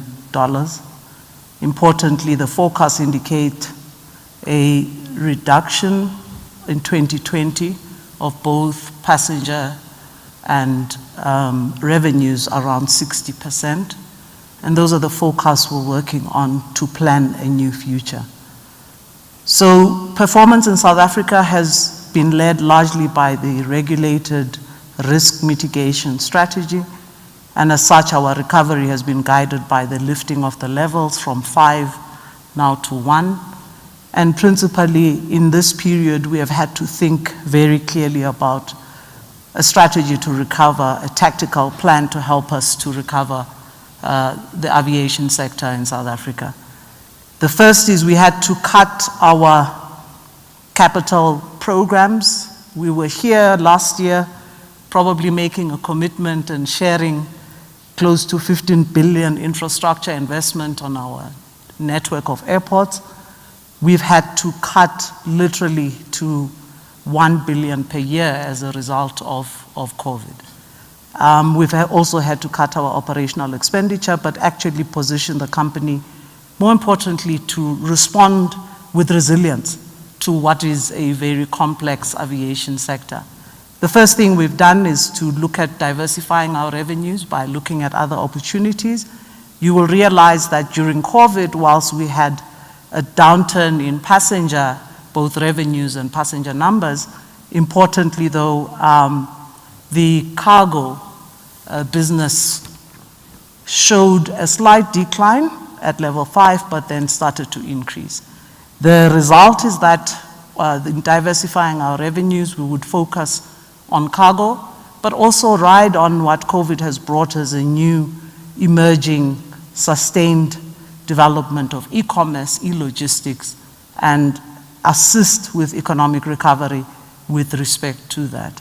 What has been important for AXA is to have a realistic recovery plan, diversify our revenue, cut the capital expenditure that was unnecessary because of the decline in traffic, but also look to our partners globally as to what we can do.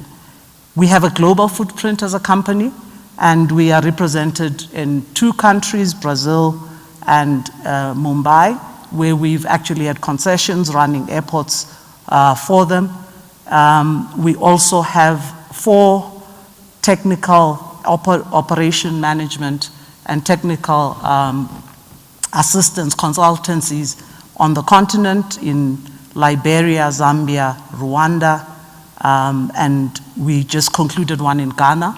So that has really helped us to focus on running our airports efficiently into the future, and we're going to include in that digitization, and importantly, selling the core competence that AXA has in airport systems in digitization. The second would be to develop airports as the traffic returns, and the third is to grow our footprint globally and locally. Okay, let's go to other opportunities that have presented themselves during COVID. Dr. Mahlangu, you believe that COVID-19 pandemic's effect on the South African economy presents an opportunity for the ICT sector to reset. Indeed, Ms. Kunta, what we've experienced is that there's been high level of innovation. We've seen both the capabilities of the private sector and those of the state being brought to bear to disrupt the pandemic. So, for instance, from our side, from the telecom group, we've made our experts available, our data scientists available to the government, who have then worked with the National Department of Health and have developed a solution to track the disease. And we've seen the highest level of collaboration between the government and ourselves on that. But more than that, we've also seen how agile and resilient our private sector can be.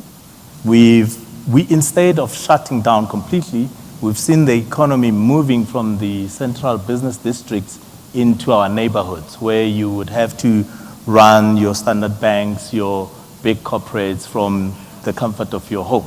Well, if you call it comfort. But that's when then us as telecom and our counterparts in the ICT sector have had to provide the connectivity and the necessary backbone for the economy to stay resilient. Mm-hmm. Stefano, you're the only holder of petroleum production rights in South Africa. What does that actually mean?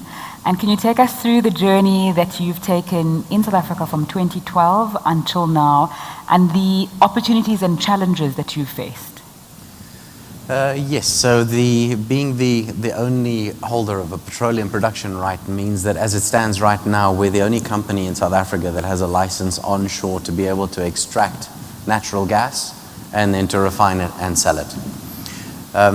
The journey has been a particularly long one. The production right was awarded to the company in 2012, and if you consider from the time that the production right was awarded through to the time that first gas will actually be sold commercially on a large scale, it'll be 2021. So I think that is probably a key takeaway message that South Africa as a country needs to grasp and to really tackle if we're going to be serious about bringing natural resources in the energy space online. There is a lot of red tape. There is a lot of difficulty in terms of getting things done, going just from being permitted towards actually going into production. And this journey that we've been on of 9, almost 10 years doesn't even capture the almost 8 years before that in getting the production right. So although it's great that we're making all of these gas finds, to turn them into production rights and then to turn them into production, it's a very, very, very long, slow process. And one of the key takeaways for me at last year's event was the concept of doing away with a lot of red tape, and I think that this is critically important. That does need to reduce significantly if we are going to bring these assets online. I think the other, so that's the negative side of it. The positive side of it was that I still do believe that South Africa is massively naturally endowed with some fantastic opportunities. And when we bought this thing, and if anyone had watched Carte Blanche, we were the asteroid guys. The point is that what we ended up buying in 2013 and what we ended up with were two fundamentally different companies. There was a little bit of natural gas over there, and we were going to do a tiny little power project, and then along the way we discovered helium, and helium being as critically important as it is to the world, we then partnered up, and I see Ambassador Marks in the audience over here. we partnered up with the American government, and we've turned this into a real world-class helium project. And this is important because if you consider, a large portion of the world's helium has just disappeared. It's run out.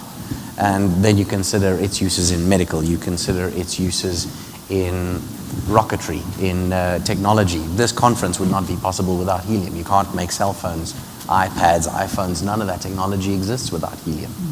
A cute little anecdote is Falcon 9 took 2 million party balloons to launch it.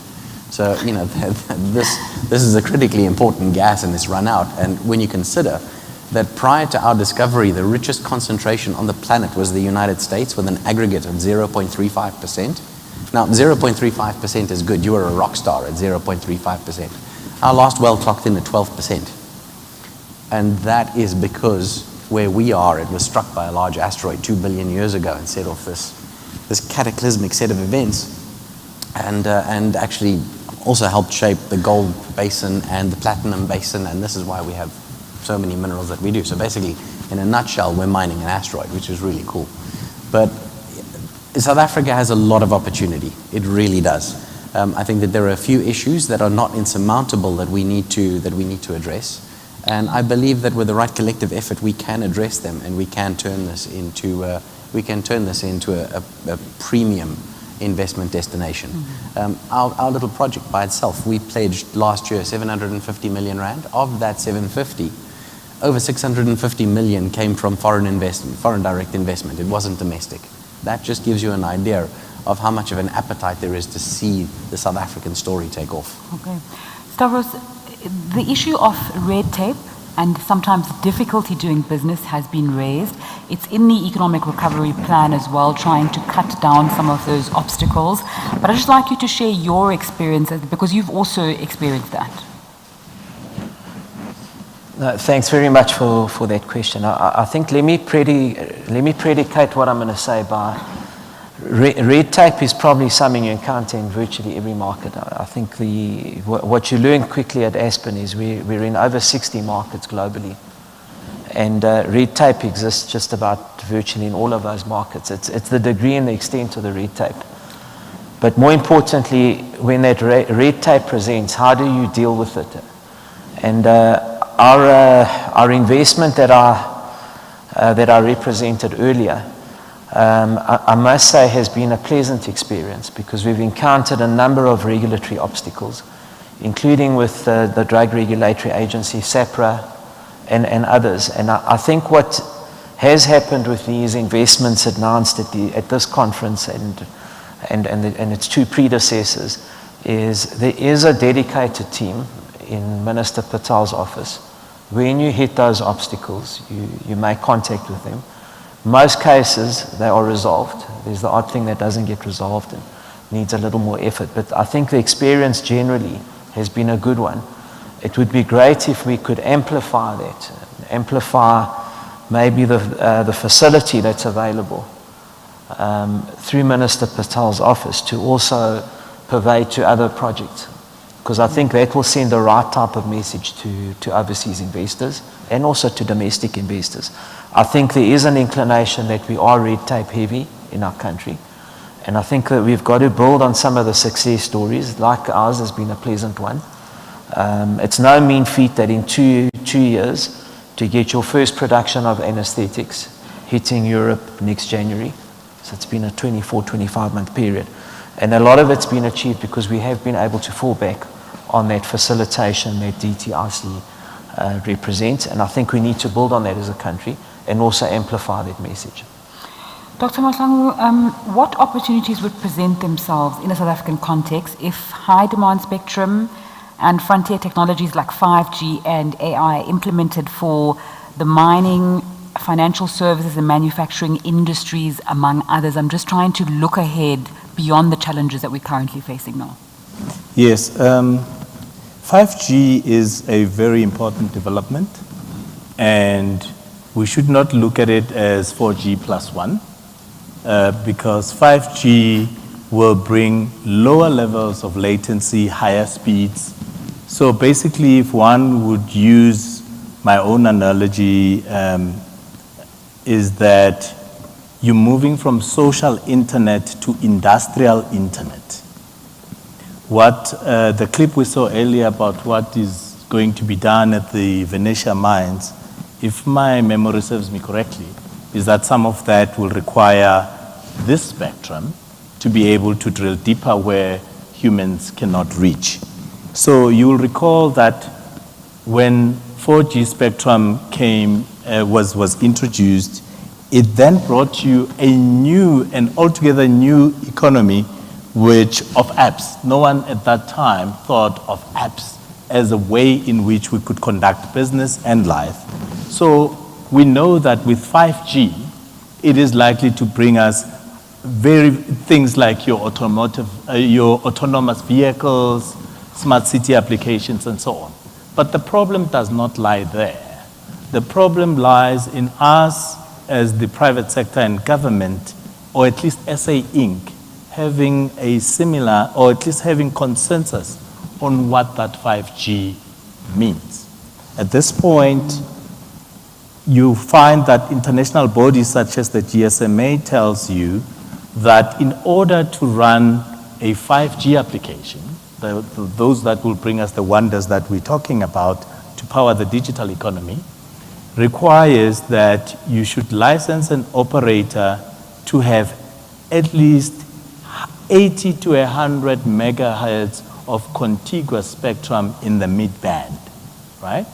So in this country, that mid-band is represented by what is called the 3.5 gigahertz.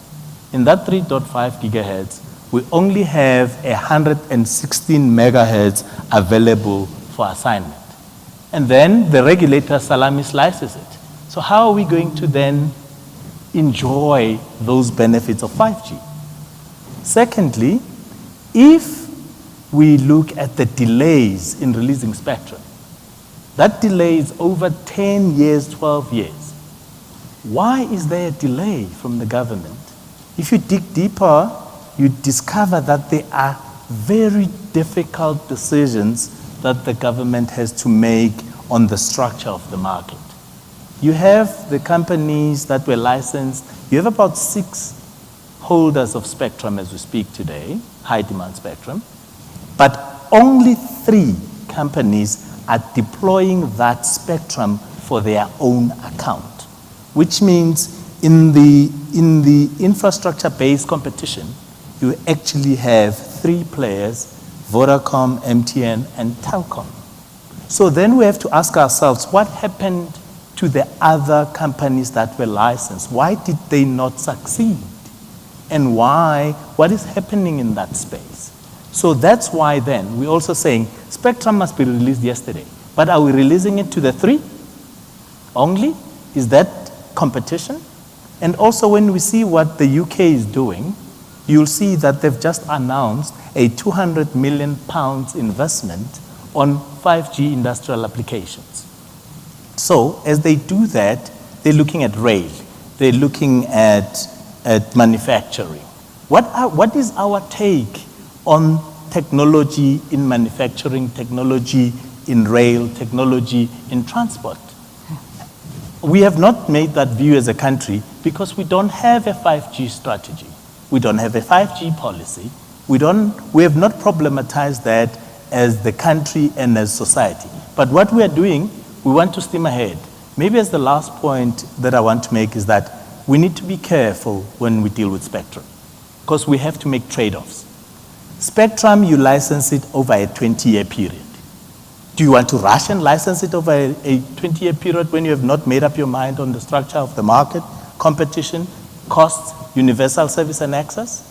Do you want to prioritize a short-term gain of giving a shot to the fiscus versus the longer-term cost of connectivity and affordability? We need, as a country, to come to terms that it's not about releasing spectrum. Spectrum will not solve your problems by itself. As we speak today, no one is starved of spectrum. During COVID, ICASA released all of that spectrum to the operators.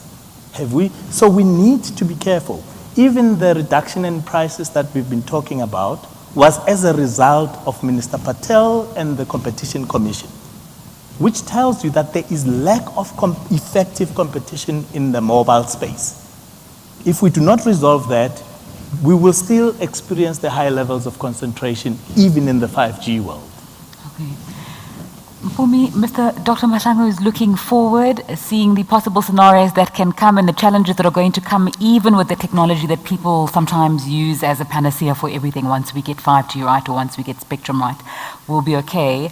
I wanted to find out from you, when AXA is looking ahead, with the challenges that they're facing now, how long is it going to take you to recover? And then what other ways are you using technology and the like to pivot and buffer yourself from the challenges that you are currently facing? Thank you very much for that question.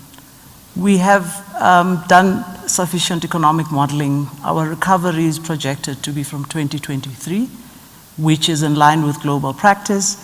That will see first in the domestic market, and then it will be followed by the international market in about 2024. So in a sense, what we have done is we've positioned ourselves in our recovery plan to diversify our revenues and look at other activities. I indicated the very exciting potential that is presented by the African Continental Free Trade Agreement and the opportunities it presents us as AXA with our global footprint of providing aviation services, airport services across the continent to really be the facilitator for that trade.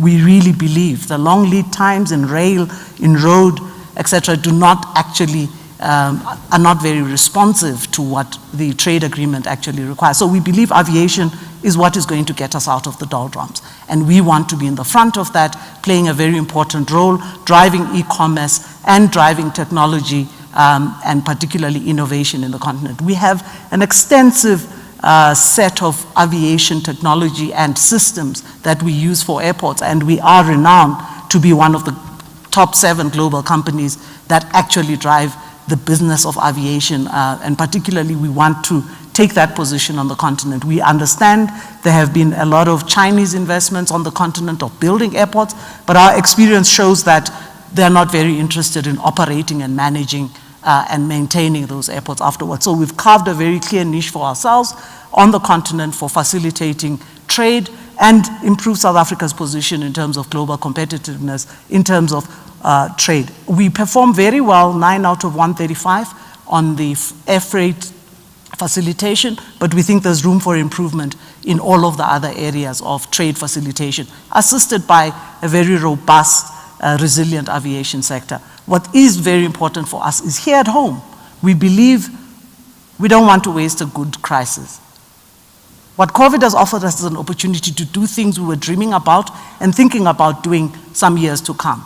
The Aerotropolis development, which basically would be anchored on what we call the golden triangle of OR Tambo, Cape Town International, and King Shaka International Airport, is principally how we're going to evolve. For this period, whilst we're revenue strong, we're going to be doing extensive planning, and we believe partnerships are going to be quite important in this period of getting us to work with others, which we traditionally haven't. Our financial performance has been that we're quite capable of doing things ourselves, but now we need partnerships, and this platform is excellent for us to garner those partnerships to develop 3 aerotropoli in OR Tambo, in King Shaka, and in Cape Town. That is what is going to spur the metropolitan economic development, we believe, with us in the center, facilitating that trade onto the continent. Technology, digitization is our key competence, and we believe, in a sense, we're going to be offering those services globally to others, particularly around the management of airports, and as such, in the aviation industry generally. We are looking forward to this being the opportunity through which the aviation industry is rekindled. And importantly with that, we would look forward, Minister Patel, to some proposal that would allow us to deal with an aviation master plan. We think the master plan mechanisms have actually done exceptionally well in reinvigorating sectors and actually allowing us to focus all our capacity, bring private sector, public sector together, and focus investments in a mechanism that allows partnership. We believe we can support the manufacturing sector growth, which is happening in and around our airports, but also focus it there. E-commerce, the agricultural sector by now outperforms everybody else in terms of time-sensitive goods that come out of our airports. Importantly, high value goods are also something we want to support and provide necessary technology for security and enable the mining sector with their precious metals to actually facilitate exports. Our basic performance in terms of exports has not been significant. It's been lower than imports, and that is something we want to ensure we're able to provide the infrastructure in 2 or 3 years' time that enables that export trade from our country onto the continent primarily, but also looking at other trade blocs, Mercosur in South America, responding to what the USA has to offer in the ALGOA package, looking at the EU, and looking at other opportunities that are presented for the South African economy to grow and export and facilitate trade through aviation. We really believe in the short to medium term, we're the only sector that can provide for trade facilitation, whilst proposals and development projects are still underway on the continent, even on rail and other modes, even port developments that take much, much longer. We are well poised, and we really believe the technology exists also in the aviation sector, simply with the wide-bodied aircraft that are now being utilized to increase cargo on passenger aircraft, and importantly would also be looking to increasing the dedicated air freight capabilities that is available in South Africa, so that we are focused on cargo. The lesson of COVID is very simple: diversify, utilize what the global market is responding to, use technology to facilitate and innovate, build resilience, and actually diversify the portfolio. We're looking to developing airports as destination in their own rights, city airports in our regional airports. The aerotropoli would be cities that actually allow for all sorts of trade to happen, and the regional airports would also look at surrounding communities and facilitate trading and business, and the airport will cease to be the place you go to simply just to get an aircraft to go somewhere. Importantly, we'd want to bring a lot more activity so that we can benefit but also grow the economy on that basis. So Mpumi has just raised the point of perhaps pivoting how one sees a place like an airport. When it comes to pharmaceutical investment in manufacturing, South Africa is not generally top of mind for a place where such a large investment can be. Why is that, and why are you here?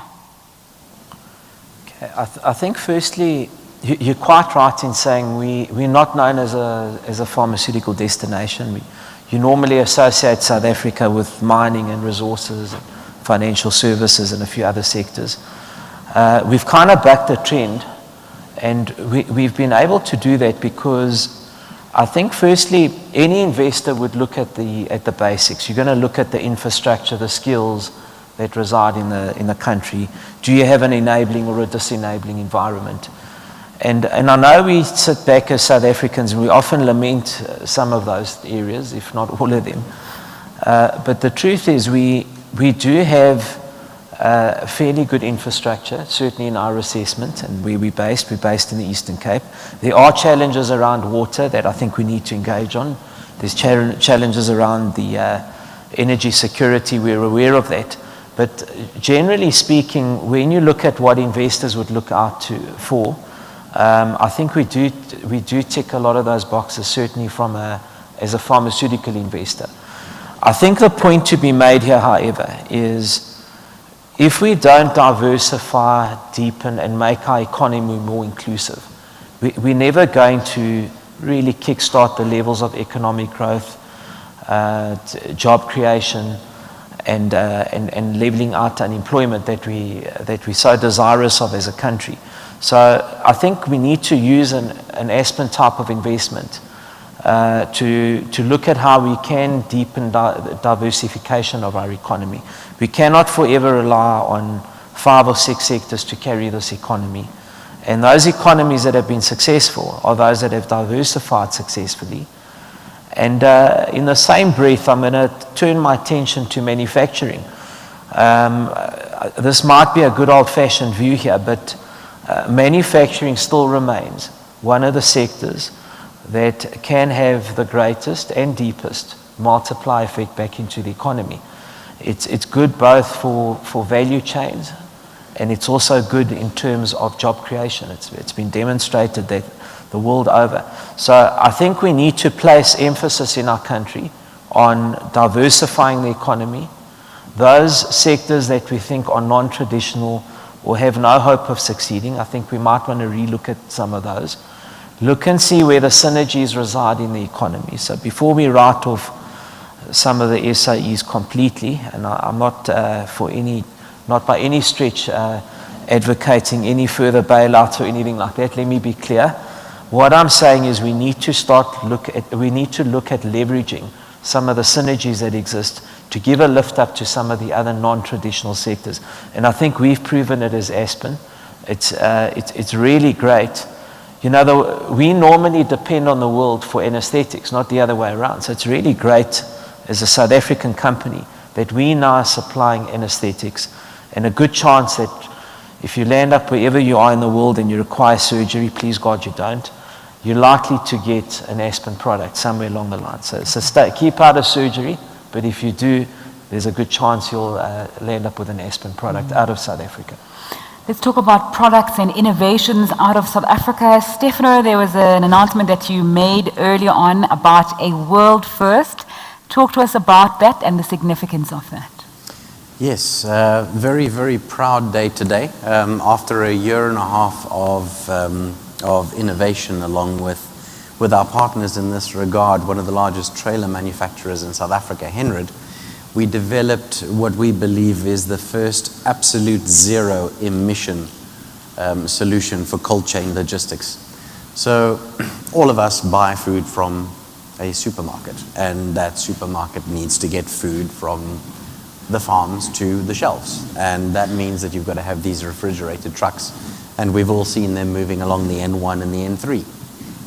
Now, those refrigeration trucks will typically use diesel to refrigerate the goods. And your average truck will do somewhere in the region of about 130,000 Rand a year's worth of diesel alone to refrigerate that cold box. Now, that's the equivalent per truck of putting 37 tons of carbon dioxide into the atmosphere per annum. That's one truck. Now, just to put that in context, we've got something like the 11th largest fleet of trucks on the planet. I believe that we're sitting at 377,000 trucks on our road, which is disproportionately large given the size of our economy. So the announcement that we made this morning was that along with our partners Henrod, we've developed a solution. Our fundamental business model, aside from the helium, is selling LNG. And we sell LNG into the logistics market. So you put LNG into the truck instead of diesel, and it reduces the carbon emissions of the truck. It's a lot cheaper, the truck lasts longer, it's just a really feel-good project.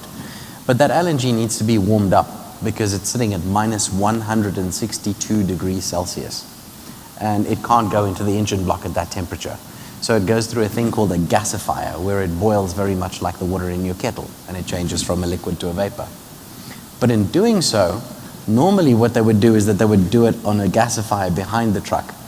And very, very simply put, all that we did was that we took the gasifier behind the truck and we put it inside the cold box. And that means that you're releasing all of this cold energy where the food is, and that means that you can refrigerate literally for free. And you're not using 1 milliliter of diesel to cool that cold box. You're keeping it cold, zero emissions, and per truck, the combination of both that along with running the truck on LNG, if you had to do this setup for, call it 100 trucks, you would save the same amount of carbon dioxide.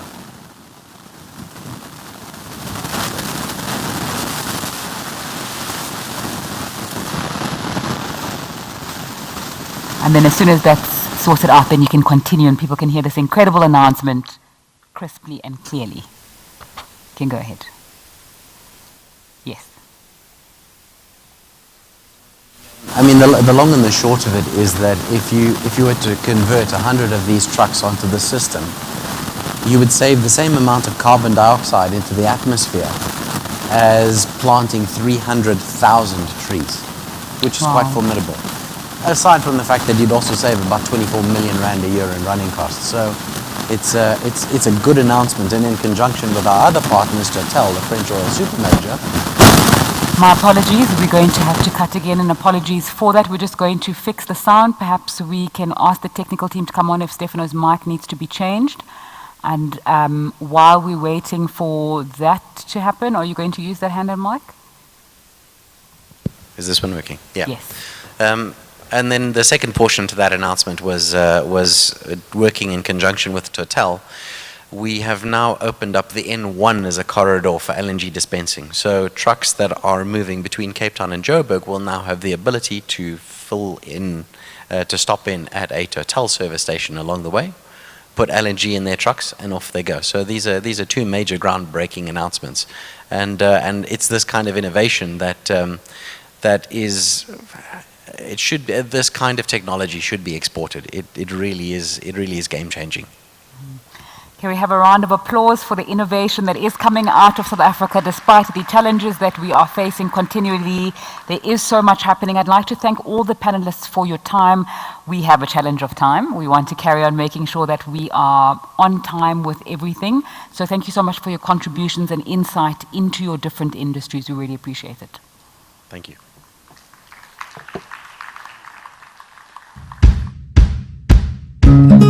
The Nestle Escort factory has employed 349 people over the duration of the project. 4 years in development, the factory was commissioned in 2017. Electrical infrastructure has been upgraded and a spray drying tower has been installed, increasing capacity to manufacture more coffee products. The Mossel Bay factory is reusing wastewater to reduce strain on the municipality and has since created 7 full-time positions. And the Buffalo City factory investment is upskilling for new technology, reducing waste generation and streamlining energy efficiency through their new wafer batter making plant. Newlin has proudly introduced the Newlin Park Rail Terminal Bayhead Durban, undertaken as a public-private partnership with Transnet. Following the substantial destruction of the premises in 2017, Newlin undertook the redevelopment at their cost and risk. The initial phases have been completed, with the final phase to be completed in 2021. This project aligns with government's objectives. Newlin's next planned project is a manganese terminal in Kucha. Newlin and Transnet working together to grow South Africa's economy. Dalisu Holdings sodium sulfate manufacturing plant is an integral development providing dust suppression solutions for the mining, detergent and glass industries. The plant is the only one of its kind able to produce sodium sulfate to the high levels of purity required by buyers. Construction is forecast to be completed within budget and has created 90 local jobs with a further 28 permanent jobs following commissioning. With 50% of local sodium sulfate requirements imported, the plant has catalyzed both import displacement and market growth.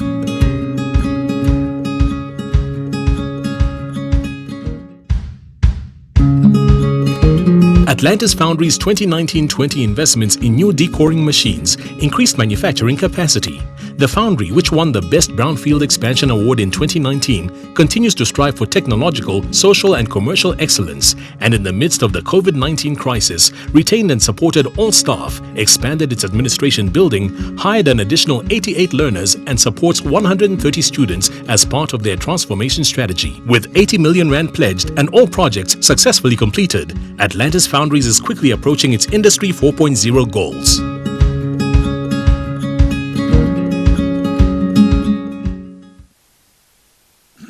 You know, Nzinga, with all this COVID-19 stress that we've all been carrying this whole year, it's so comforting to hear all of these business leaders talk about how well they've done.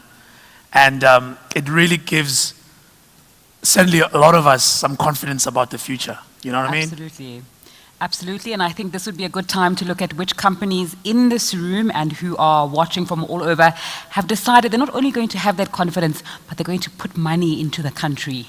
I think we're at that point, ladies and gentlemen, that everybody's been waiting for, and that is the time to announce everybody that has pledged their investments, at least for this 2020 installment of the South Africa Investment Conference. Now, I got to make sure you've got the latest list there. You were busy on stage. I got to make sure my partner is happy. Maybe I need to get your phone, Andile, then we make sure that we are You know both what? together on the list. You take this one, I'll take this one. such a How's man that? Is that with good with the you? phone. That's We'll very good sanitize of you. later. All right, ladies and gentlemen, let me go first from Afrimat. Wait. Andile, just a note. Gotcha. My apologies. Please do not applaud at the end of each announcement. We have a lot of people that have pledged, and I think it would be better if we gave everybody a cumulative round of applause at the end of the proceedings. Absolutely.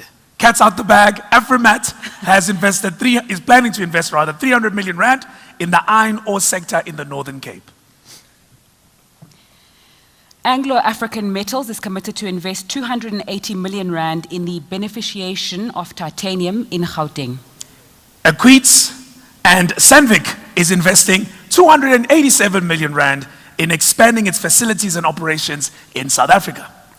Ivanhoe Mines is investing a further 730 million rand in the Platfree project in Limpopo. Lactalis is investing 100 million rand in a milk powder production plant in the Western Cape. Mapox is investing 100 million rand towards the re-establishment of a vanadium mine in Mpumalanga. It's so really cool that it's all over the country, isn't it? Sundale is committing 101 million in cheese and dairy production in the Eastern Cape. Scenario and Homesec have formed a partnership to invest 500 million rand in the dairy sector in the Free State. And Sale Ferroalloys is investing 562 million rand in beneficiation of ferrochrome in Mpumalanga. Bradley Aviation is committing 244 million rand in the aeronautical sector in Gauteng. And Fushish is investing 260 million rand to expand its lubricants operation in Gauteng. Sasol is investing a minimum of 5.4 billion rand towards clean fuels at their Secunda plant in Mpumalanga. And Clarita is investing 222 million rands in a waste plastic to oil facility in the Eastern Cape. Procter & Gamble is investing a further 260 million rand towards the expansion of their diaper plant in Gauteng.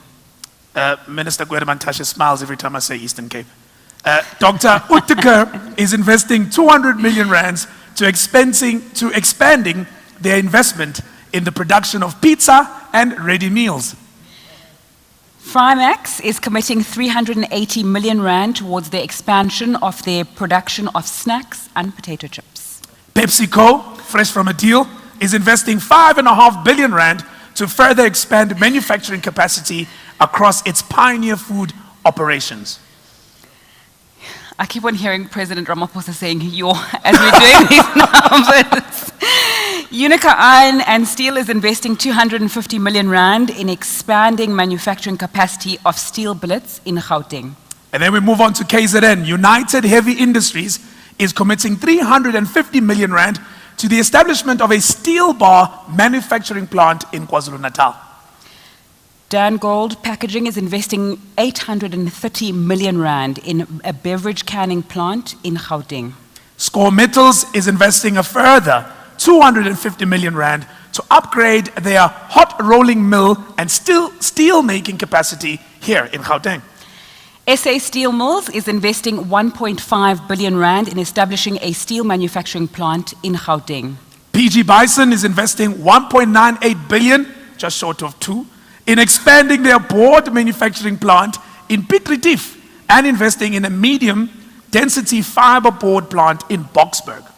Sona Aroko is investing 200 million rand in expanding their paper manufacturing line in Mpumalanga. And Superfood is investing 150 million rand in the automotive component sector in the Tshwane SEZ in Gauteng. Mete is committing 1.1 billion rand in the automotive component manufacturing industry in KwaZulu-Natal, the Eastern Cape, and Gauteng. Minister Mantashe, Eastern Cape. SEW Eurodrive is investing 200 million rand in the automation sector here in Gauteng. Amdec is committing a further 2 billion rand to the harbour arch development in the Western Cape. Diversity is investing 1.2 billion rand in a mixed-use property development here in Gauteng. Tukela Lifestyle Resort is a 1.4 billion rand investment in KwaZulu-Natal. Staying with KZN, Provenance is investing 100 million rand towards a development of a film studio and innovation hub in KwaZulu-Natal. Robert Jurgens Construction is investing 8.4 billion rand in property development, including a new hospital in KwaZulu-Natal. Still in KZN, Blythedale Coastal Estate is investing 800 million to a lifestyle property development in KwaZulu-Natal. We stay in that province. Port Shepstone Property Development is investing 550 million rand in an intermodal transport facility and a shopping mall in KwaZulu-Natal. Really epic dog, yes, that's a really epic dog, is investing 200 million rand in the Homestead Luxury Game Lodge in KwaZulu-Natal. Akani Properties is investing 1.2 billion rand in a number of property developments in the West Coast, in the Northwest, Gauteng and Mpumalanga provinces. Mr. Mahlangu here and his colleagues at Telkom are investing 8 billion rand to expand telco infrastructure across the country. Terraco is investing a further 4.4 billion rand to expand data center infrastructure in Gauteng. Global firm Google is investing 2.2 billion rands in a fiber optic submarine cable in the Western Cape that will provide high-speed internet connectivity across South Africa. NTT Dimension Data is committing 875 million rand to the expansion of their data centers in Gauteng. MN Capita is investing 530 million rand in establishing a global delivery center in the business process outsourcing sector in the Western Cape. Numbiti Group is investing 1.3 billion rand in a multi-purpose bulk liquid storage terminal in the port of Durban. The Solar Group is investing 400 million rand in the renewable sector across the country.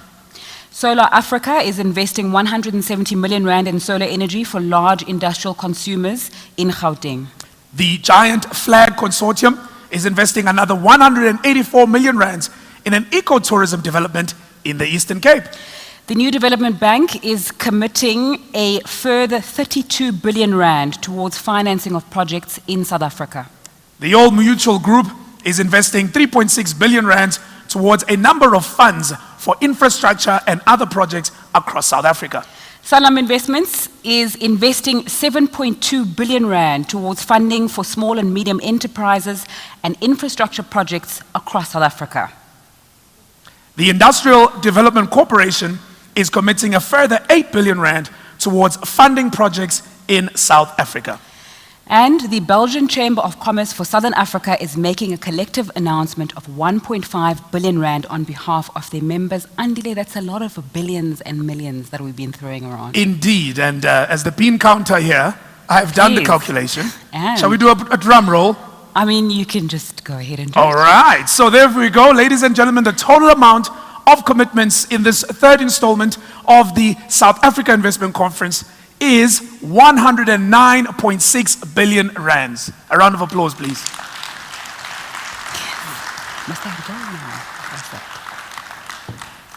Thank you very much, Nzinga. So, that was a lot of reading. It was a lot of numbers. But it was good, I guess. You'd rather have a long list than a short list in this one. And good to know who is investing and in what sector Exactly. and where. So, ladies and gentlemen, we also have a bit of a surprise. We have a bit of a very important person who decided to step in and pop in and also lend her voice in supporting this investment drive that we are on. It's important for us to note, of course, since inception, this investment conference has not always just been about South Africa. Our president has always been clear that it's about the gateway into the rest of the continent. And we've got coming up the former finance minister of Nigeria, Dr. Ngozi Okonjo-Iweala, who's also, of course, President Ramaphosa's Economic Advisory Council member, just to say a few words. Please pay attention to the screens. Thank you, Mr. President, for giving me this opportunity to say a few words about rebuilding Africa post-COVID-19. The COVID-19 pandemic has brought unprecedented hardship to the world and to Africa, but it has also highlighted the importance of existing opportunities and opened up new ones that can help Africa build an innovative and resilient economy post-pandemic. Here are a few of those opportunities. First is the opportunity to digitize Africa. The pandemic has accelerated the development globally of a digital economy and society. Digitization can spur innovation and improve productivity, all of which is good for economic growth and development. Africa has been part of this trend to digital. From e-commerce to education, finance, and health, digitization is taking hold in Africa. The continent's youth are poised to take advantage of this digital revolution. About 40% of them have access to the internet, which is double that for the rest of the population. A McKinsey report indicates that in recent years, Africa has seen the world's fastest rate of new broadband connections, while mobile data traffic is forecast to grow sevenfold between 2017 and 2022.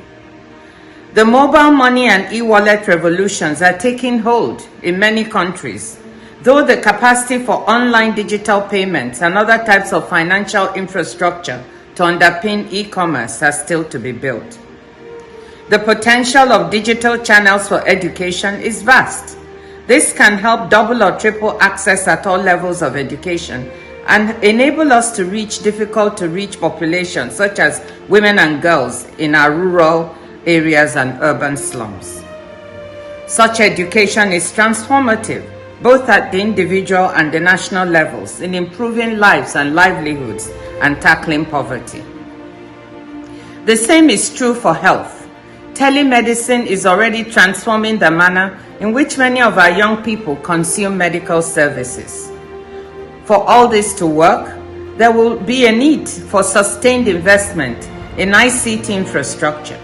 It is estimated that both the public and private sectors will have to spend $100 billion to 2030 for the continent to achieve universal broadband access. Mobilizing such a sum of $10 billion a year is an important investment opportunity, and South Africa can be the bridgehead for this. Second is the opportunity to transform Africa's undiversified, commodity-dependent economy, expanding and deepening manufacturing investments that can industrialize Africa. There is tremendous potential in adding value to commodities being exported, in the process, creating millions of good jobs for Africa's young population. Very importantly, through the African Continental Free Trade Area comprising all of Africa's countries, there will be a consumer market of 1.3 billion people ready to absorb these manufactures. And some sectors have potential to also manufacture for this market. Africa imports almost 90% of its pharmaceuticals and spends $45 to $60 billion a year on food imports. The disruption to supply chains for pharmaceuticals and medical supplies and equipment that occurred during the pandemic has shown that it makes sense for such a large continent to develop some manufacturing capacity in these sectors in order to build resilience. Third, 2/3 of Africa's infrastructure is yet to be built. There are estimates, according to the AFDB and the World Bank, that it will take investments of $130 to $170 billion a year for the next decade in order to provide the roads, rail, ports, electricity, and broadband capacity needed for a modernizing post-COVID Africa. Infrastructure remains a huge investment opportunity on the continent, but it cannot be business as usual in the new infrastructure investment era. There's a chance to build sustainable, resilient infrastructure that is climate friendly and environmentally conscious and lowers carbon emissions. Greening infrastructure investments in post-COVID-19 Africa can indeed be a way to build the continent back better. Thank you.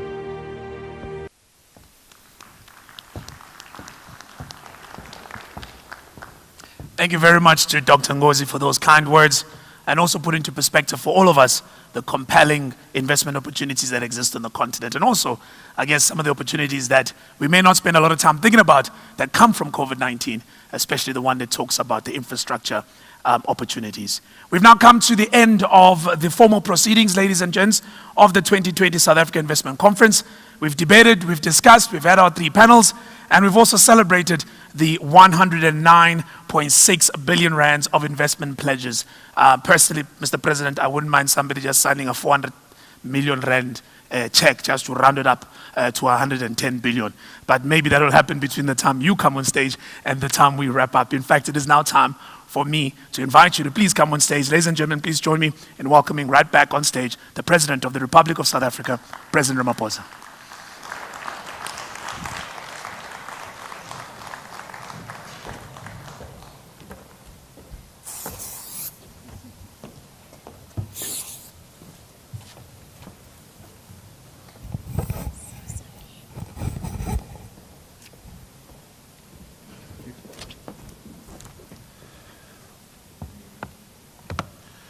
Thank you, Program Director, and thank you to all of you for your participation to this third investment conference, which has now come to an end, sadly.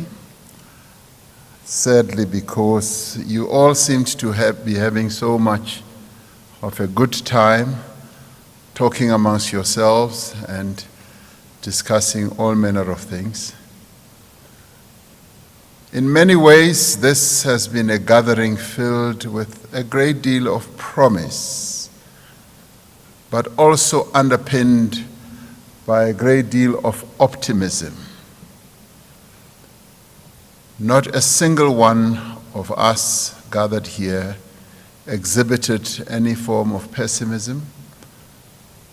It was all about a future that is pregnant with great possibilities. It has also been a very practical conference focusing on numerous opportunities that exist in our country, in our beautiful country, the challenges that investors face, and the measures that must be taken to address these challenges. I think all of those were discussed, and they were discussed very openly and honestly. The world is facing a very difficult time. We are still very much in the throes of a devastating pandemic that has thrown global markets and economies into disarray.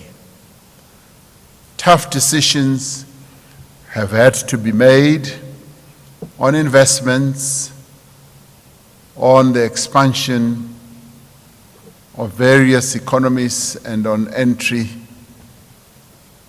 of various companies into new markets.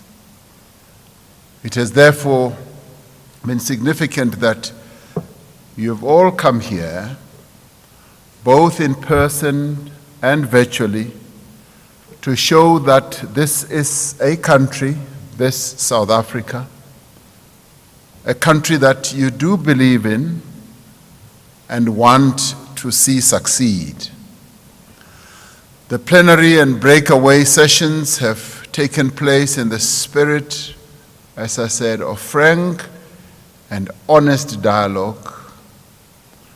I was interviewed by up to 3 TV stations whilst the breakaway sessions were going on. And in all of those, there was honest, direct, and very tough questions, but they were all seeking answers on what the future portends. But your engagements here have been driven towards solutions, solutions that are also sought to give to those who were inquiring during the TV interviews. There's been an appreciation of the work that has been done to address the challenges of the past and broad consensus on what needs to be done to move forward.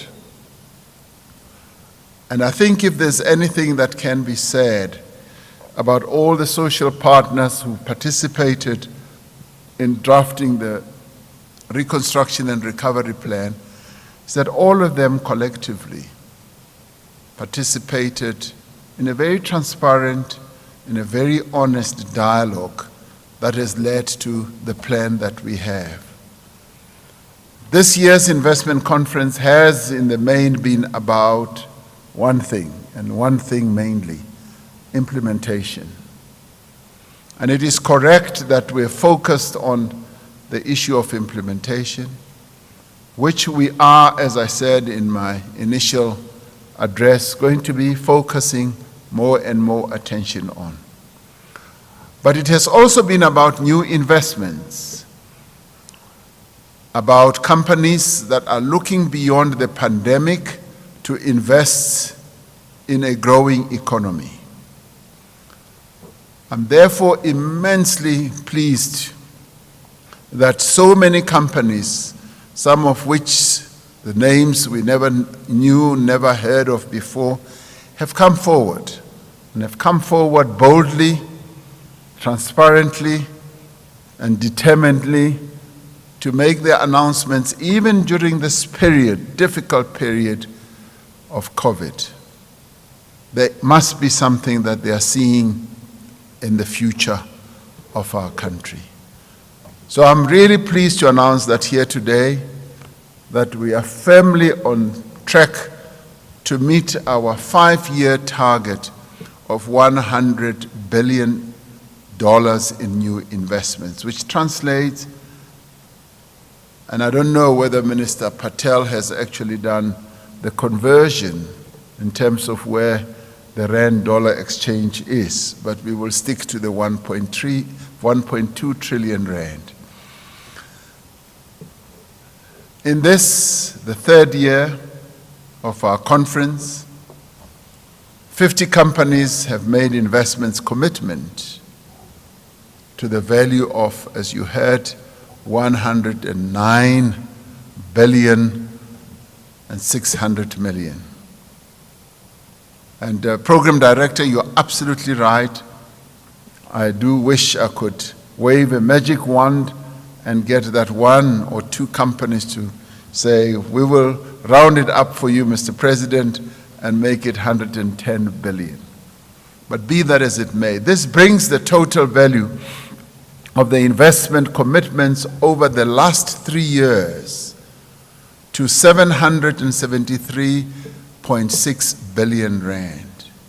It is a whoopingly huge number, and you should applaud yourself on that basis. Now, this represents about 64% of our 5-year target. This year's conference stands out for a number of reasons. Firstly, it is taking place in an extremely subdued economic climate. In fact, we didn't even begin to think that it would come up to 109 billion. We thought it would be far lower than that. There were times during the height of this virus when we asked ourselves whether we should even have an investment conference. In the end, Cabinet decided that we should, and that risk has paid off because some 50 companies have come forward and have said the show must go on, even as our country is going through great difficulties.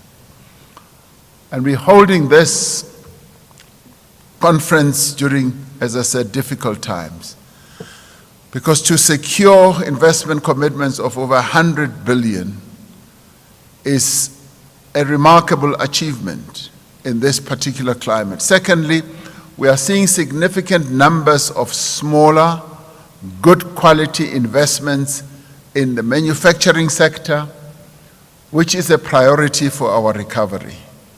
A number of the new announcements are from companies that have made investments in previous years and are now expanding and upgrading their facilities and operations, which, by the way, in return is going to lead to further employment, further exploitation of new markets, and therefore the opportunities keep growing.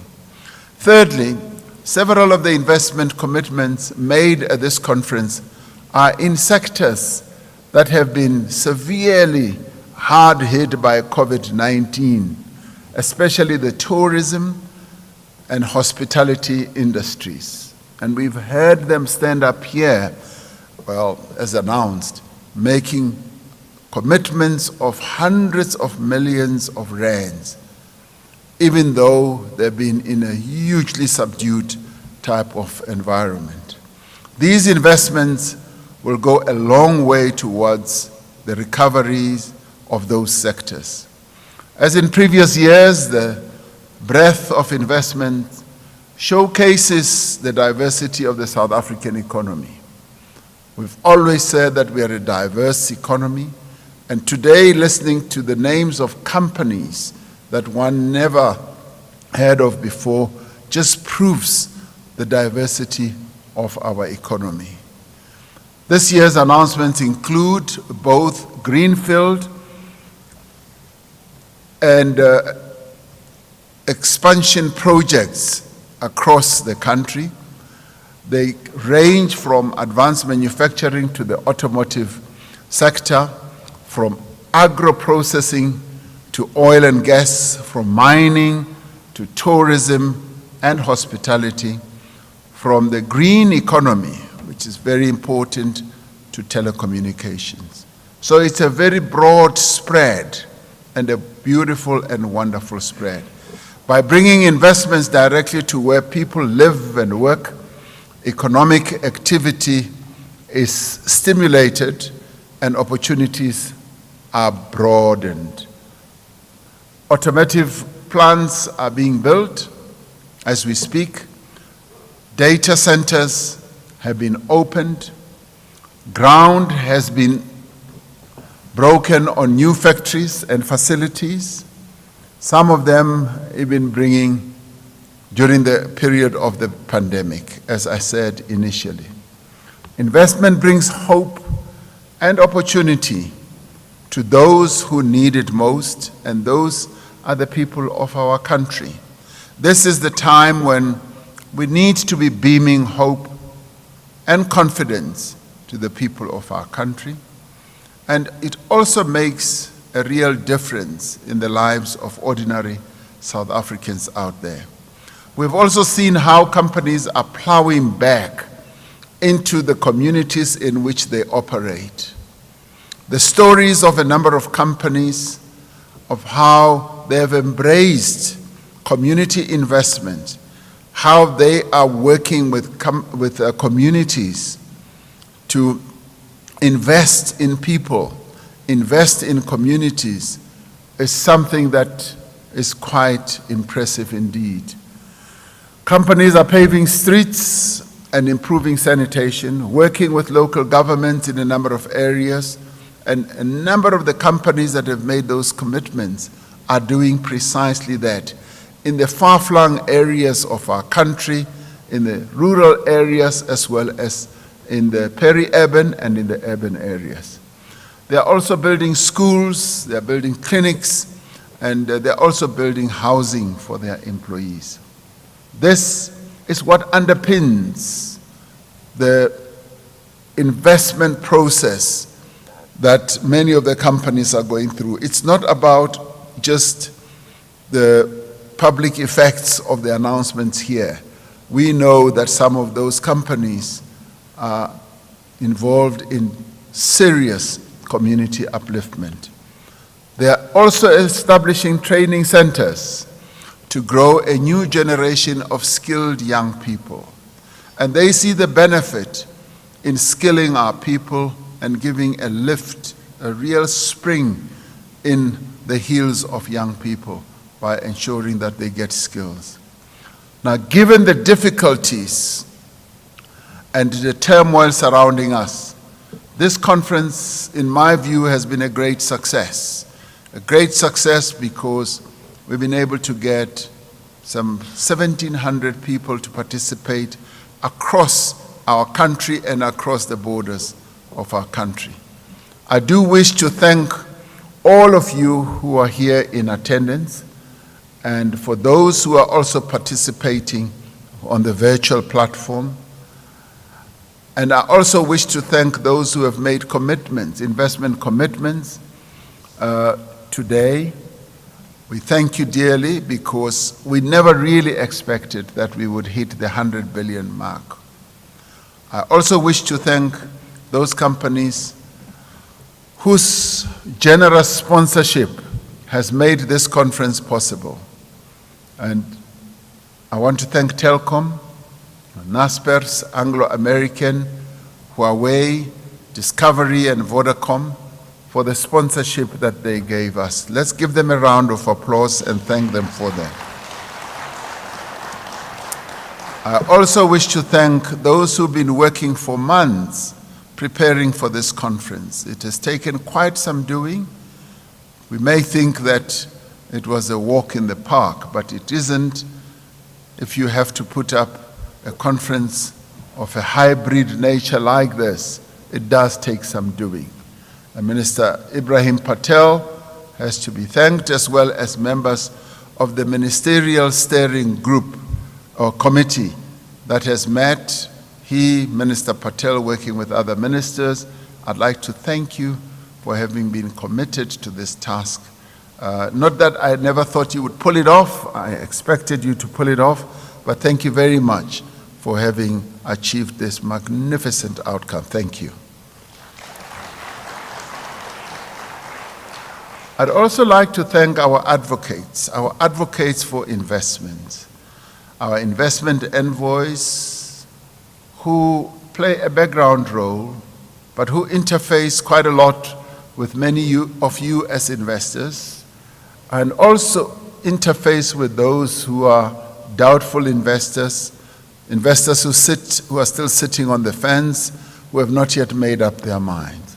I really want to thank them, because quite a lot of what we achieve and have achieved in the past 3 years has been largely due to the work that has been done by our investment envoys. And I really want to thank Jaco Marie for all the work that you've been able to do. Pumzile Elangeni, Trevor Manuel, Tabisi Jonas, Jeff Khadebe, Derek Hanekom, and Elizabeth Tabete. Thank you very much for all the work that you've put in to make this possible.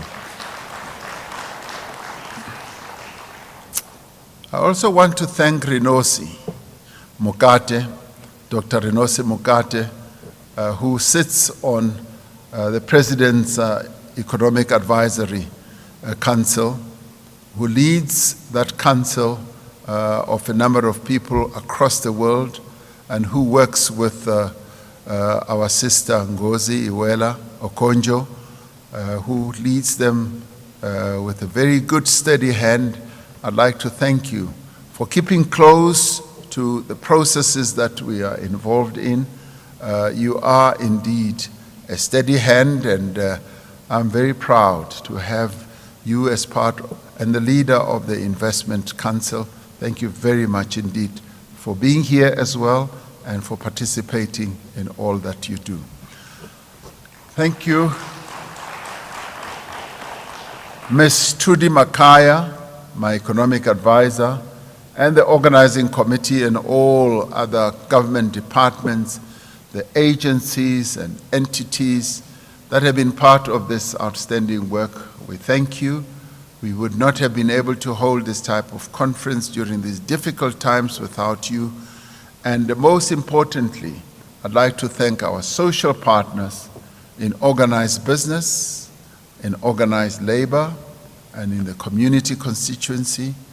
I'm rather pleased that at this year's conference, you've made your voice heard, you've made your presence felt, and I'm rather glad that this is the way in which we should continue doing things, just to show that our compact goes beyond just writing on a piece of paper, but it actually can be turned into real action.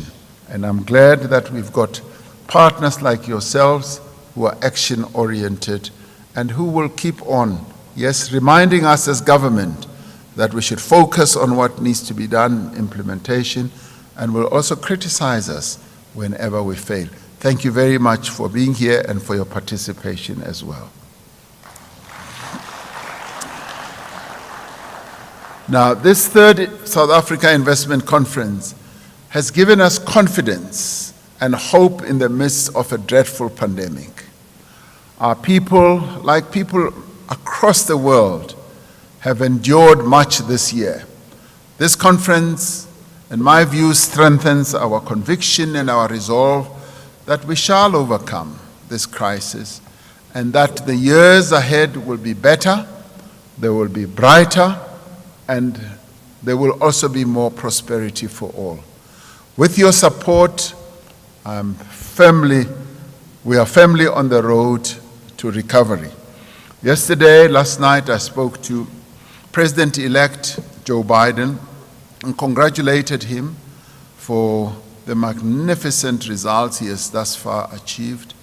And one of the things that he said was that he is going to be committing time and effort to work with our continent, make sure that the interests of our continent are aligned with interests of progressive nations in the world. And he also said that he remembers South Africa very fondly, having been here many, many years ago, and is looking forward to working with us and ensure that we do have prosperity. And that, for me, was a most pleasing conversation because we will be able to work together as we build our African Free Trade Area market to interface and also to deal with the biggest economy in the world. This could not have come at a more welcome time.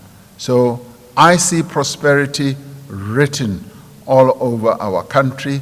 I see us being able to embrace one another, to hold each other's hands as we move forward and deal with the challenges that stand in our way and overcome those challenges. Unfortunately, we've got a great deal of partners on our continent and we've got a great deal of other partners across the world. Let's move forward and implement our plan and make South Africa a successful and a prosperous nation. Thank you very much for being here at this conference. Thank you.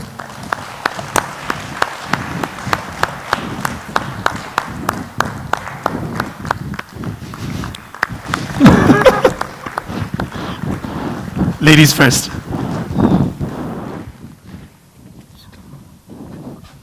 President, a pleasure. Thank you very much. Thank you, President. Take care. But I'm still going to fund that 400 million, I promise. Cheers, President. Another round of applause for our President, please.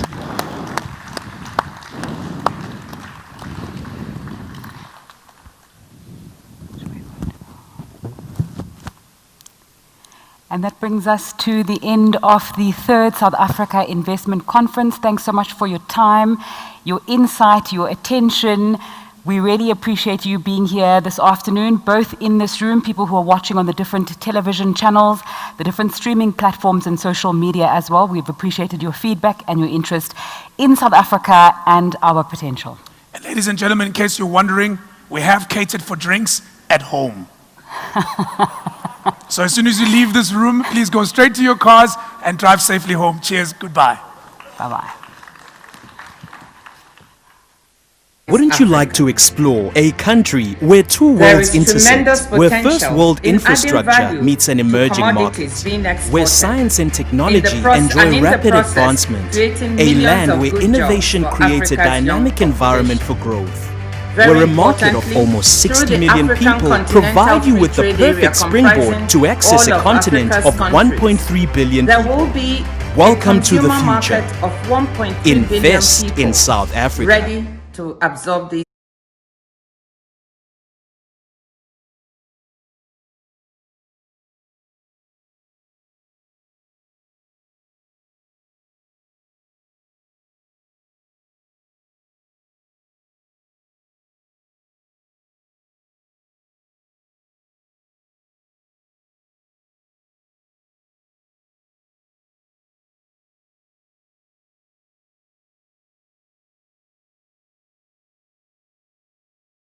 Wouldn't you like to explore a country where two There worlds is tremendous intersect, where first potential world in adding infrastructure value meets an to emerging commodities market, being where exported. science and In the technology process- and in enjoy the